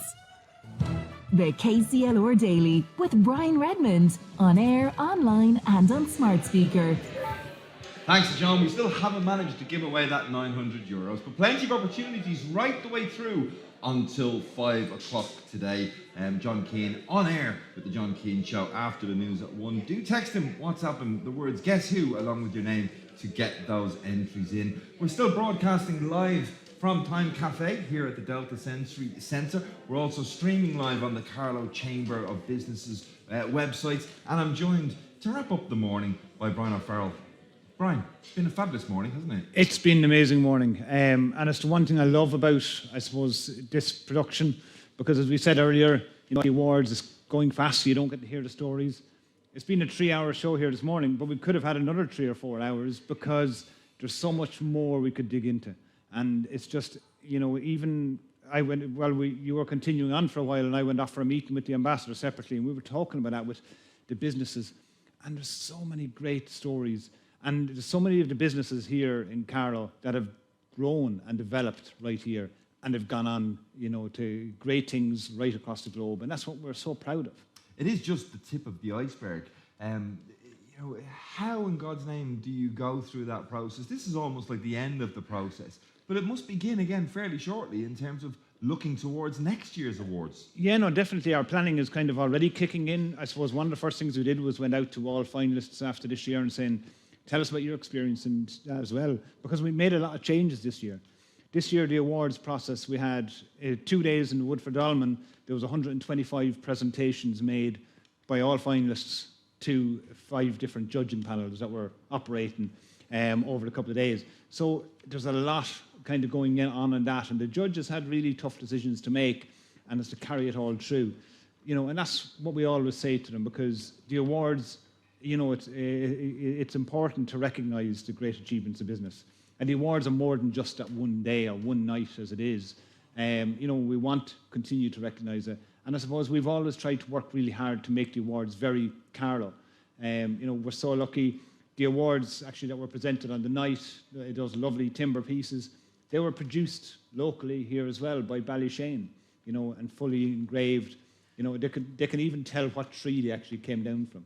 And it's so important to us that we showcase all of what's great about Carlow in so many ways, and that's what we're always trying to do.